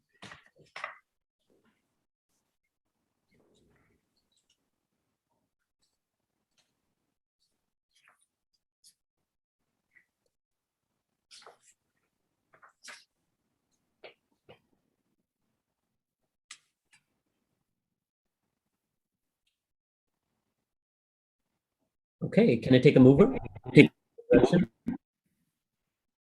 Moved by Councillor Galloway Seelock. All those in favor? I'll second it. Oh, yes, you need a second. Do you need a seconder in the committee? I wasn't sure. Okay, seconded by Mayor Rivenovic. And all those in favor? And that carries. I just thought in the committees, we don't take a seconder, so it's been a while. I'm trying to remember now in committee of the whole. Sorry. That's okay. Madam Chair, you had said 2 items. Is there another one? That's correct. There are 2. So the second one's just coming now.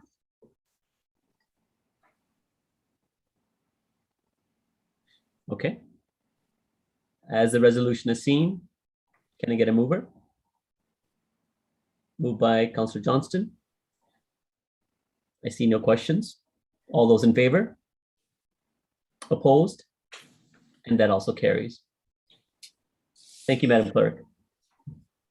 It has been moved by myself and seconded by Councillor Davey that the proceedings and the recorded pecuniary interests and conflicts taken in the meeting of Committee of the Whole held the state as attached here to and forming part of these minutes be and the same are hereby adopted and confirmed. All those in favor? Opposed? That is carried. Thank you, Councillor Singh.